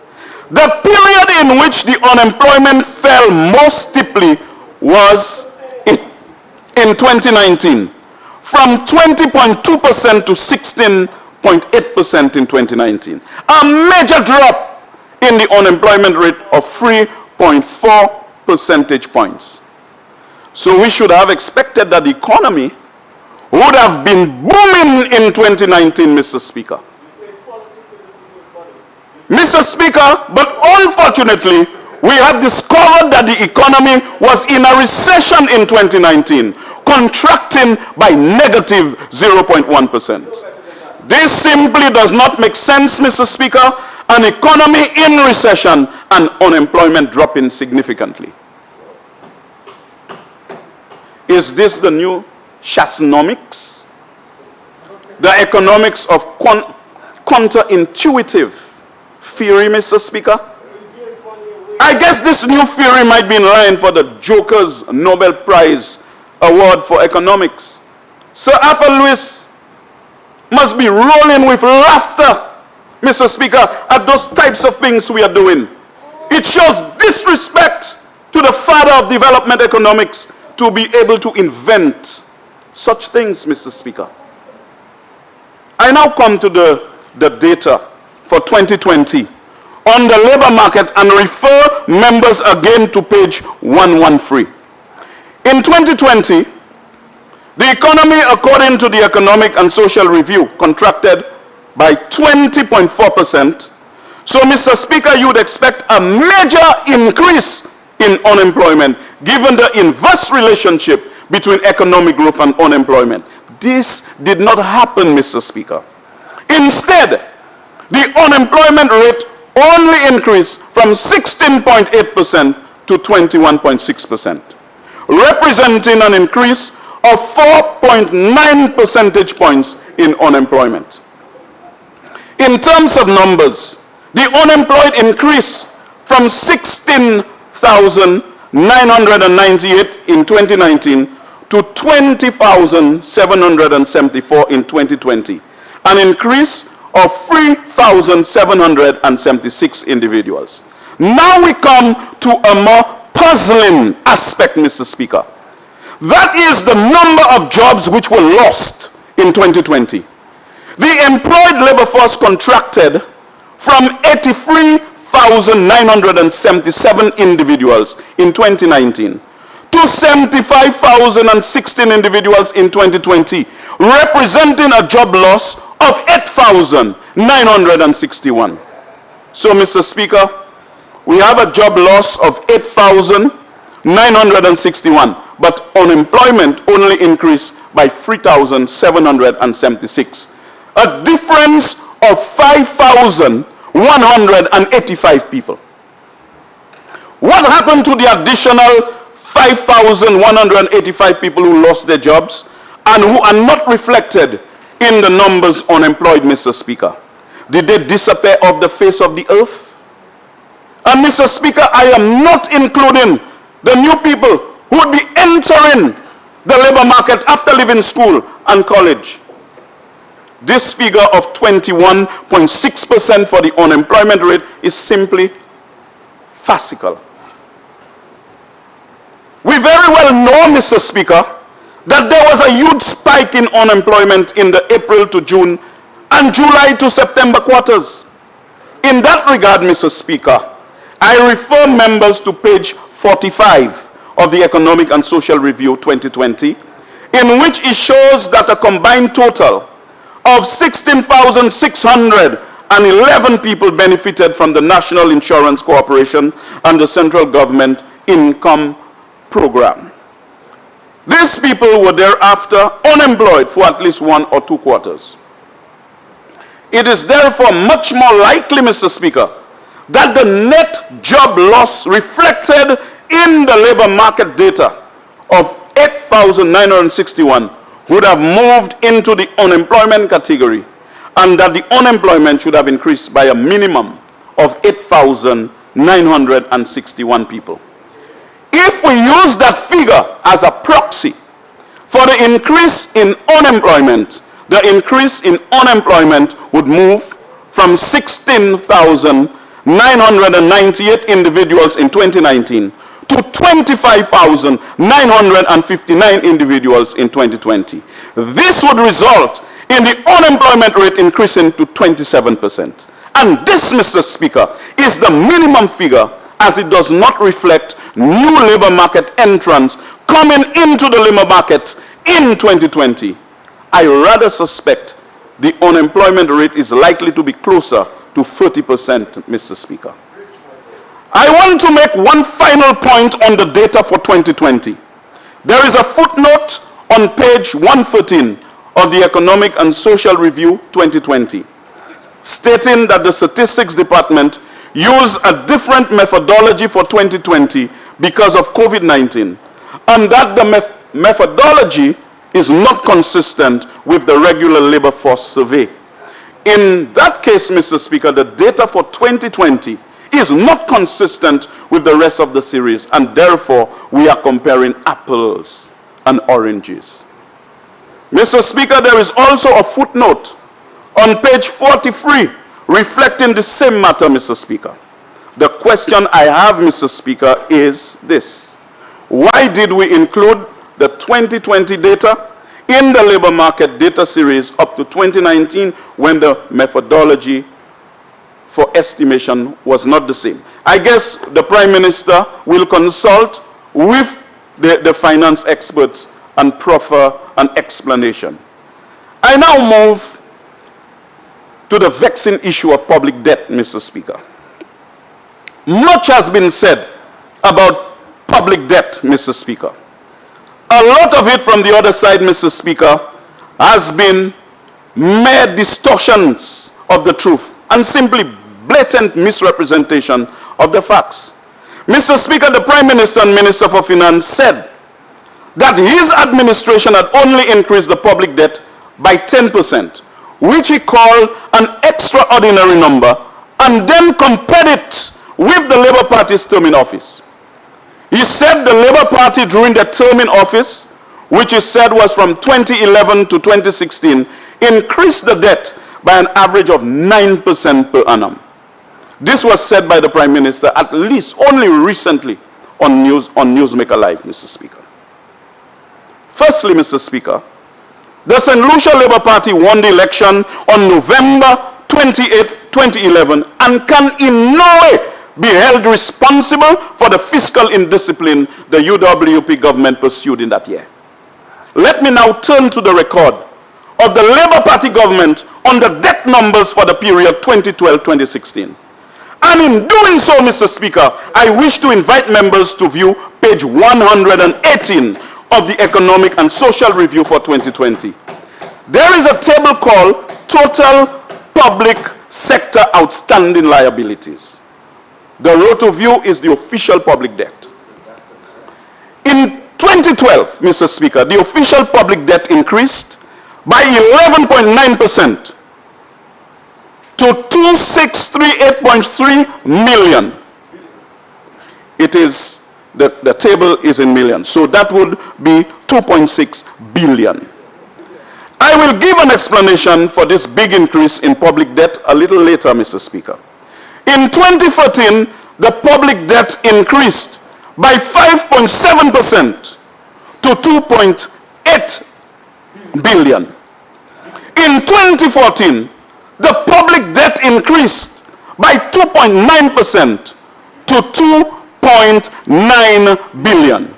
In 2015, the public debt increased by 4.6% to $3 billion. And in 2016, the public debt increased by 2.3% to 3.1 billion. Now, Mr. Speaker, the outlier in the figures is the 11.9% increase in our first year in office for 2012-2013. In the fiscal year 2011-2012, Mr. Speaker, the UWP government engaged in a massive pre-election boom designed to win the election.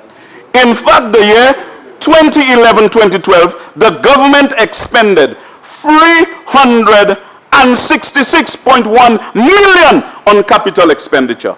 I believe one of the highest on record, Mr. Speaker, and ran an overall deficit of 5.3% of GDP, Mr. Speaker.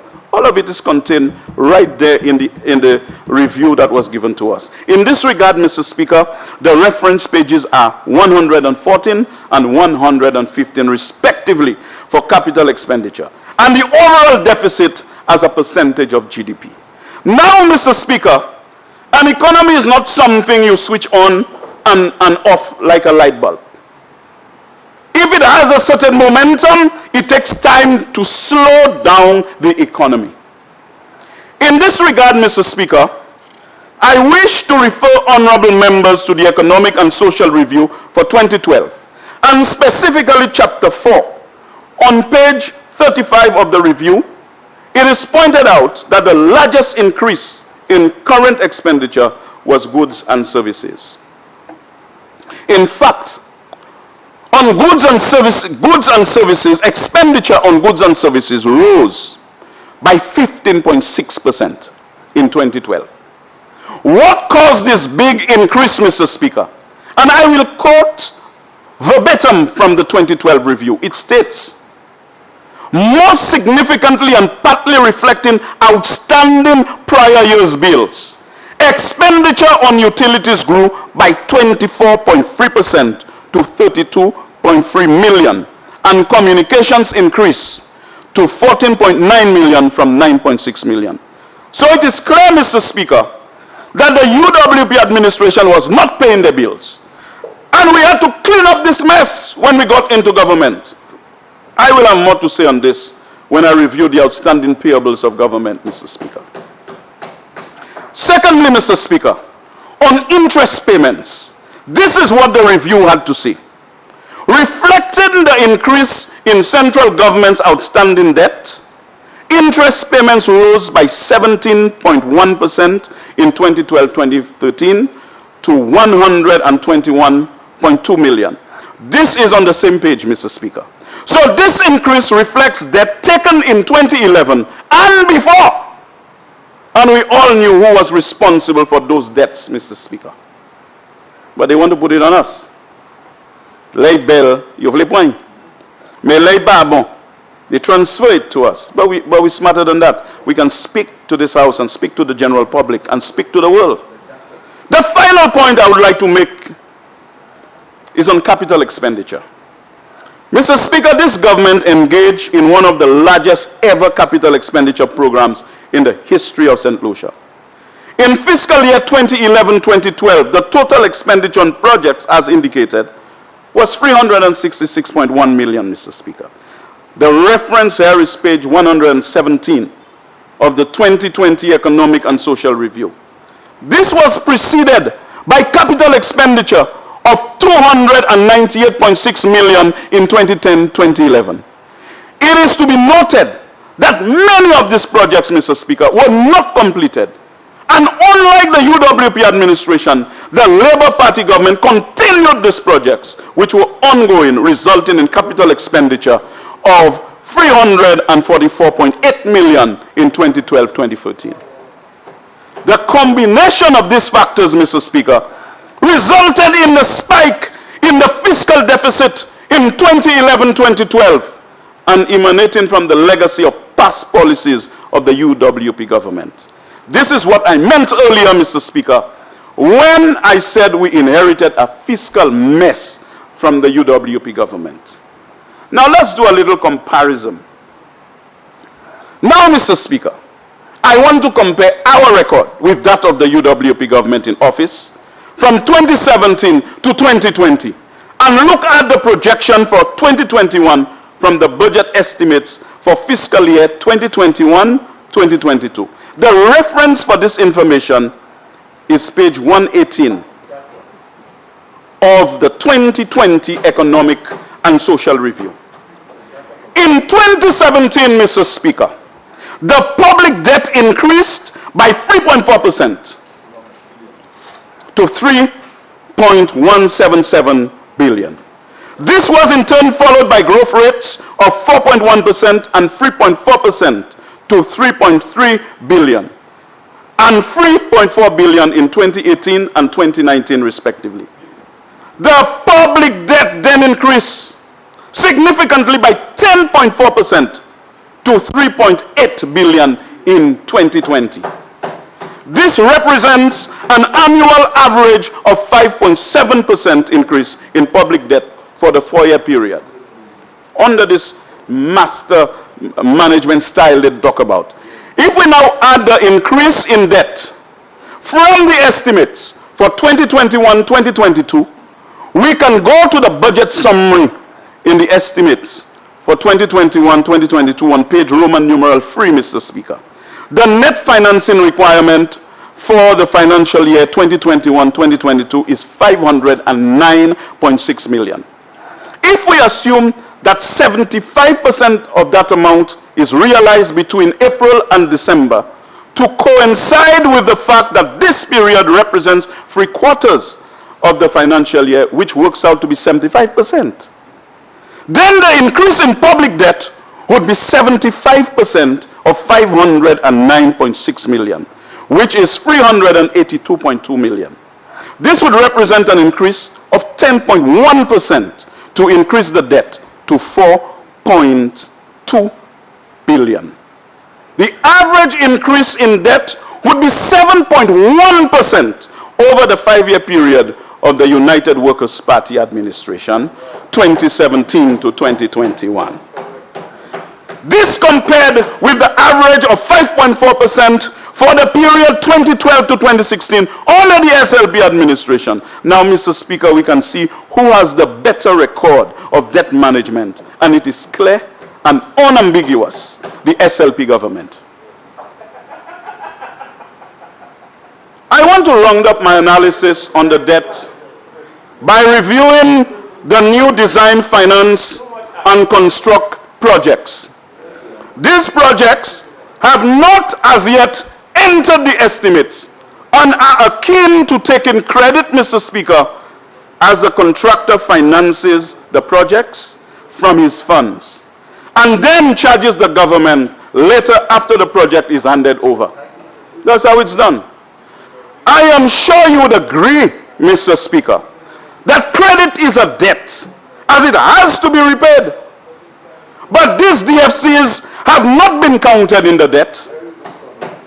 I understand that there are 2 major DFCs signed recently amounting to a total of 100 million. This needs to be added to the public debt, Mr. Speaker. Moreover, documents have emerged on social media and other places that interest payments are already being paid on the DFCs. If this is true, Mr. Speaker, this is highly irregular, as one of the main objectives of PPPs is to transfer all risk, including financial risk, to the private sector. The government should only start paying for the project when the project is handed over. I want to finally review the level of outstanding payables, Mr. Speaker, and in this context refer members to page 118 of the Economic and Social Review 2020 and to the row caption Outstanding Payables. Outstanding payables are debts owed to contractors, suppliers, landlords, and other merchants and individuals who are owed by government for works and services that have been delivered or due for payment based on contract. In 2011, the SLP government inherited outstanding payables of 25.5 million in 2012. Mr. Speaker, the government of the St. Lucia Labour Party believes in paying our bills, and we ended up bringing down the payables to 18.9 million in 2015. And then it went up slightly to 22.9 million in 2016. From 2018, under this government, payables started to increase significantly, going up to 44.3 million. It then jumped alarmingly to 47.3 million in 2019. And is before COVID-19, Mr. Speaker. It has skyrocketed to 93.1 million as at December 31st, 2020. It appears the government of the St. Lucia Labour Party will have to clean this fiscal mess again as the government owes many companies, contractors, landlords, merchants, and individuals close to 100 million. We'll have to clean the fiscal mess again. And it is within our sphere of competence to do so, Mr. Speaker. I am wondering what this amount is today, Mr. Speaker. The Minister for Finance should inform the Honorable House of the level of payables as at March 2021, as it seems to be getting larger and larger. I am hearing that some individuals have not been paid for 3 months and even longer. Mr. Speaker, this is not how you run a country. Especially, they were boasting they run in the country as a business. If the government was a company, it may very well have been deemed to be insolvent, Mr. Speaker. Mr. Speaker, having dealt with the data, I look at this document the Prime Minister presented, and it's a propaganda document. The same thing that was said the first time he came, second time, third time, storybook. Storybook. In fact, Mr. Speaker, there is no hope in this appropriation bill. But I wish to turn my attention to some of the promises made by this government, which remain unfulfilled and which the Prime Minister and Minister for Finance try to put together some kind of piecemeal plan to attempt to fool the people that this government is doing something before the elections. Health insurance. The first matter, the health insurance, which the government has mentioned for at least 4 years, but to date nothing of substance has emerged. There was talk of a white paper. Where is this white paper?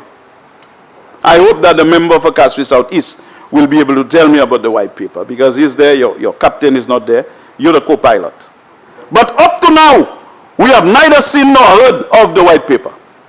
I recall a particular journalist asking the Prime Minister and Minister for Finance about the status of the white paper. He snubbed her and asked the other journalists whether they had other questions. Now, as the general election is coming, a press release has been quickly and hurriedly put together, Mr. Speaker. I do have questions, Mr. Speaker, about this National Health Insurance Scheme.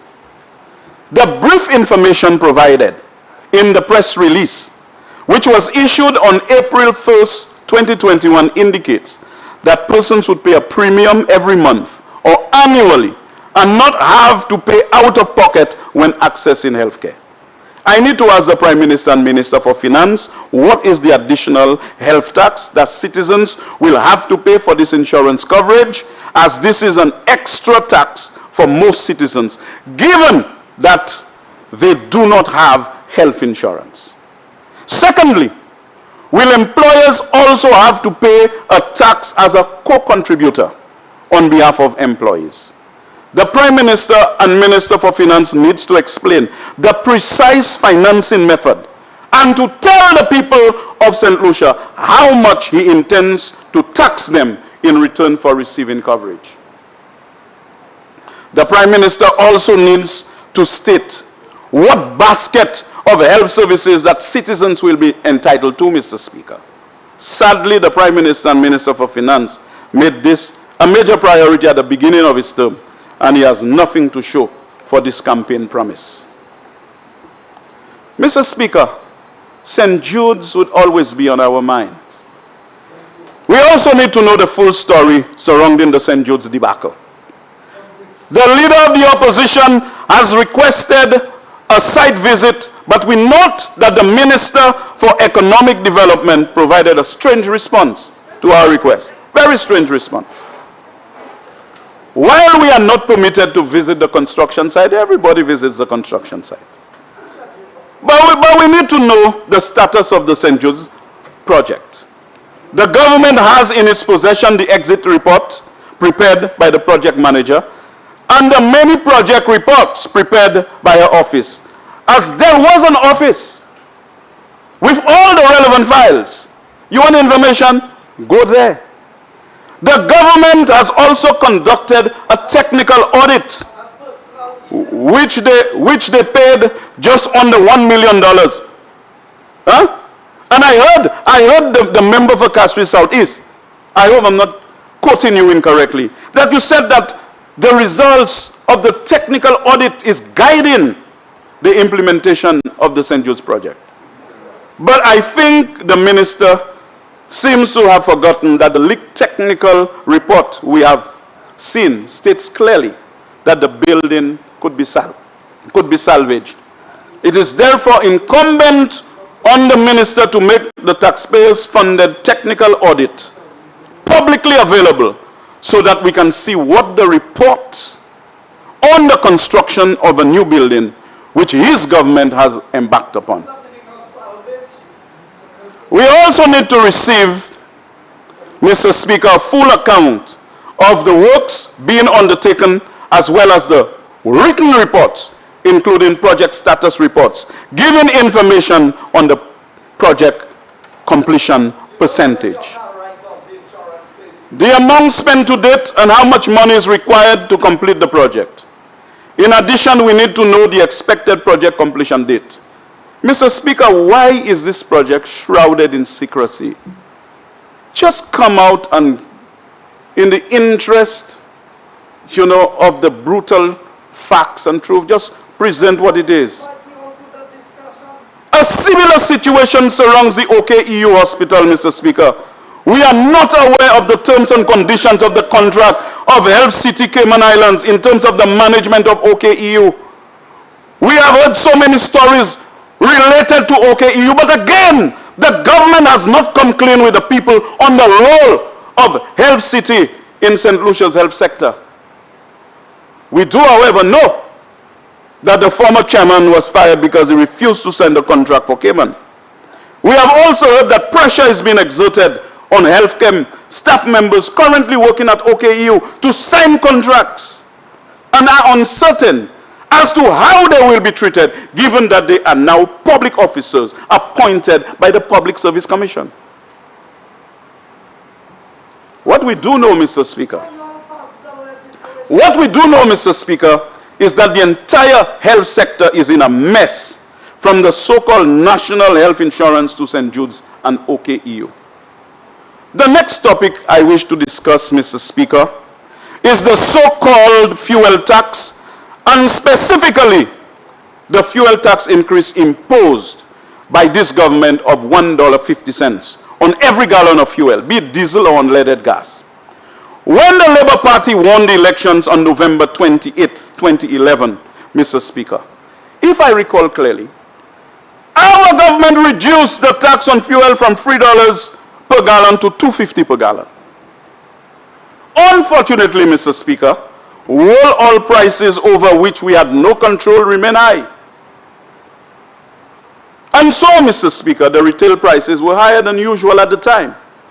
The current Prime Minister, who was the leader of the UWP at the time, instigated a match, an orange match, claiming falsely, as usual, a missing $6.80 tax on fuel, and claiming that St. Lucians were paying too much for fuel. FBI, CIA, KGB, or MI6, they will come and investigate and they will not be able to find that $6.80. It was not true, Mr. Speaker. It was a lie. Mr. Speaker. Mr. Speaker, on a point of order. The member is misleading the House again.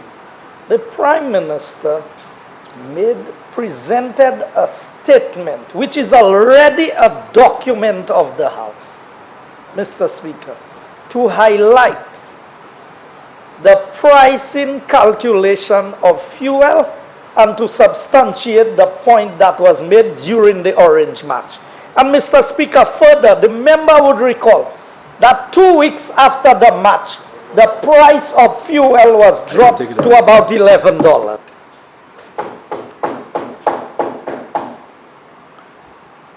Mr. Speaker, instead of lowering it, he increased it from $2.50 to $4 per gallon. His government, Mr. Speaker, has benefited from some of the lowest oil prices, but fuel prices remain high. In fact, it has become a major revenue source for this government. This policy has had a major negative effect on the fishing sector, Mr. Speaker, as fuel costs are the most significant component of cost in fishing. This also comes on the heel of the government's so-called scandalous privatization of the St. Lucia Fish Marketing Corporation, which previously provided a guaranteed market for buying fish from the fishers. This privatization has been an unmitigated failure, Mr. Speaker. Just ask the fisher folks, and they will tell you how the oppressive policies of privatization and the increase in the fuel tax have impacted their operations.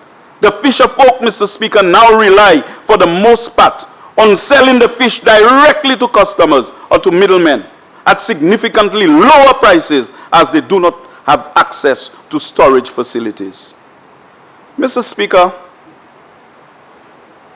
now I am under no illusion that the global pandemic has had serious repercussions for our country. What I am concerned about, Mr. Speaker, is the policy response or lack thereof of this government and the results that it has yielded. Labour Party governments have had to deal with two big external shocks, albeit not as big as the global pandemic.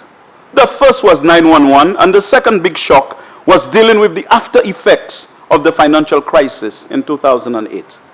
In both cases, Mr. Speaker, the Labour government had to take some tough policy decisions, and you saw the results of the policy response on the economy.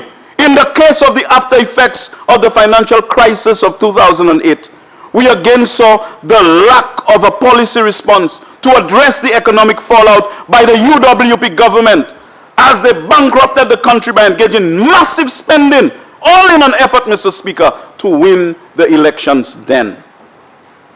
It was being said at the time that it was a good election to win because of the need to take tough decisions. So for them, it was a good election for them to lose because tough decisions had to be taken, and certainly it was not within their sphere of competence to rescue the country, to rescue the economy, because they know how to create crises. They know how to put something in the mouth of disaster, but they do not know how to get us out of the mouth of disaster. Mr. Speaker, the government of St. Lucia, Labour Party, engaged in cost correction and implemented the appropriate policy response to reverse the 5 years of irresponsible fiscal policy of the UWP government from 2006 to 2011. It was painful, Mr. Speaker, but at the time it was about rescuing the St. Lucian economy and taking decisions for the long-term benefit of our country. Mr. Speaker, we see history repeating itself. In the United Workers' Party, the United Workers' Party has once again gone merrily on its way with reckless abandon in engineering a construction-driven program designed to make them win the next general election. The Prime Minister and Minister for Finance has taken the course of action without any consideration of how all this massive borrowing is going to be paid in the future. It is now clear for all who care to see, Mr. Speaker, the consequence of the policy response of this government. I will again highlight these consequences, Mr. Speaker, as it bears repetition. Mr. Speaker, if we refer to the budget summary in the budget estimates for 2021-2022, we see that nominal GDP has contracted from 5.38 billion in 2019 to 4.42 billion in 2020-2021, a massive reduction of 17.8%, one of the largest contractions in the Caribbean. This abysmal performance was also reflected in a massive increase in our debt to GDP ratio from 59.7% in 2019 to a whooping 86.5% in 2020. This, Mr. Speaker, is the evidence, Mr. Speaker, of the policy response of this government to the COVID-19 pandemic. St. Lucia has been the worst performer in the English-speaking Caribbean. Mr. Speaker, we did not get there overnight. It was not a product of spontaneous combustion. It was not a sudden discovery, but because of this uncaring administration's reckless and insensitive policies. Mr. Speaker, the abysmal performance of this so-called UWP administration is due to the following. Because of a patent disregard for the strategic development priorities of this country. Because the UWP's politics as usual during the COVID-19 pandemic has worsened the social conflicts rooted in unemployment, crime and inequality and poverty under this callous and uncaring administration. Because, Mr. Speaker, over the past almost 5 years, this administration has taxed the people of this country heavily to finance the extravagance of foreign leeches, including borrowing to pay for bogus, ambitious, showy, espoir malpapai projects that flop before they got started. Hence, because they borrow and misspent our monies, Mr. Speaker, St. Lucia's ability to react effectively with fiscal policy to the COVID-19 pandemic, which depended on our starting fiscal position, has been seriously compromised as fiscal imbalances coincide with limited borrowing space, preventing fiscal policy from playing a more central role in mitigating the negative economic and social effects of the pandemic, as we see being administered in the Caribbean and Latin American region. Hence, the 2021-2022 appropriation bill has left us in an even much weaker position to face the COVID-19 crisis than that of 2020-2021. Mr. Speaker, notwithstanding the abysmal performance and the glaring record of failure, they beat their chests like drums, playing chords to invoke sympathy, hoping to come up with a melody of lies to again fool St. Lucians into voting for the false promises and empty slogans. Because, Mr. Speaker, notwithstanding the abysmal performance, the framers of this budget has conjecture on the basis of armchair logic that there will be growth and development in St. Lucia. Mr. Speaker, how can there be growth and development with a budget statement which is devoid of appropriate targets that could constitute an overarching vision which could be distilled into a relevant injunction to mobilize society? Mr. Speaker, how can there be growth and development with a budget statement that lacks a proper analysis of the present social, economic, and political environment, which must be taken into account in trying to define the trajectory for the future, including the post-COVID-19 environment? Mr. Speaker, how can there be growth and development with a budget statement that makes absolutely no effort to utilize this period as a window of opportunity to adopt effective reforms which could build economic resilience in our country? Mr. Speaker, I am confident that despite the circumstances and the condition of the economy, that the leader of the opposition will rescue our country. He will utilize the budget as a strategic tool which will be focused and objective. He will place the priorities of this country a center stage. Return to the strategic development priorities of this country. Consider the impact that his decisions would have and his cabinet on the business community and the people of this country when adjusting policies or legislation. And of course, in dealing with constituencies, to look at the specific needs, Mr. Speaker. And it is in this context that I am confident that the SLP, the next decade holds the possibility for us to find practical realization in critical projects that were abandoned by this heartless UWP administration. For example, the Labry Market, which was aborted by this oppressive, wicked, and uncaring administration in 2016.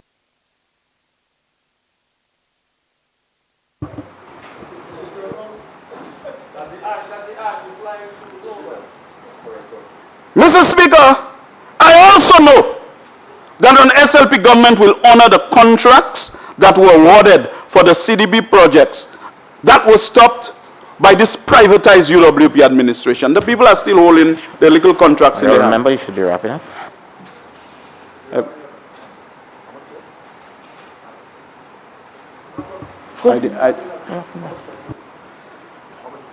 Further, Mr. Speaker, I know, as contained on page 76 of the SLP's 2016 manifesto, we will find practical realization in the youth projects.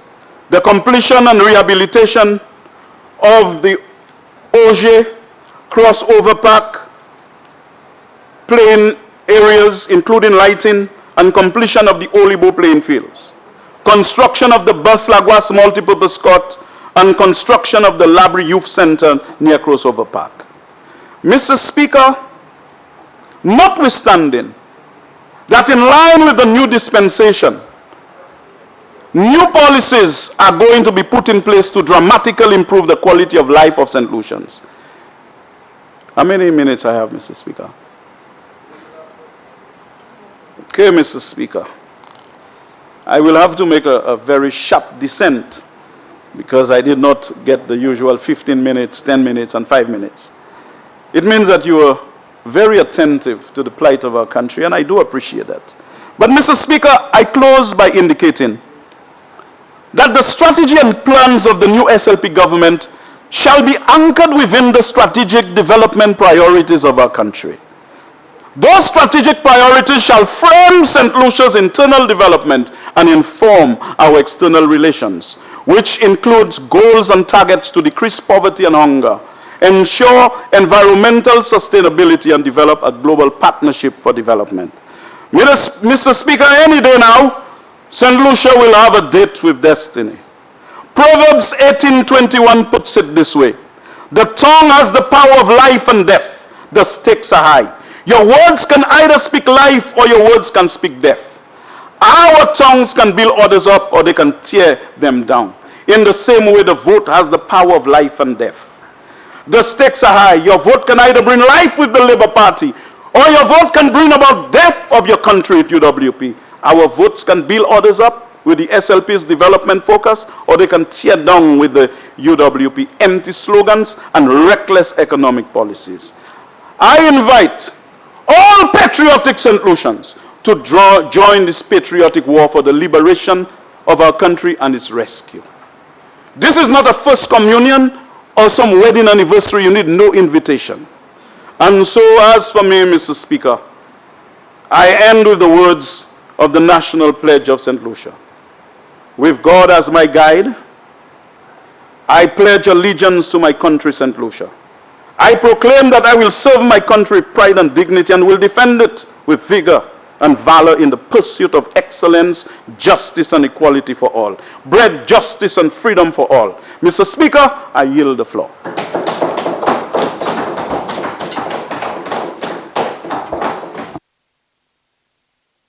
You will be leader of the opposition because you are Honourable Member for Barbados. Speaker, I beg you to suspend this Honourable House for 1 o'clock, when we resume after lunch. I said to 1 o'clock. Honourable Members, the question is that the House do stand suspended until 1 p.m. I now put a question. As many as are of that opinion say aye. As many as of a contrary opinion say no. I think the ayes have it. The ayes have it. House is suspended until 1.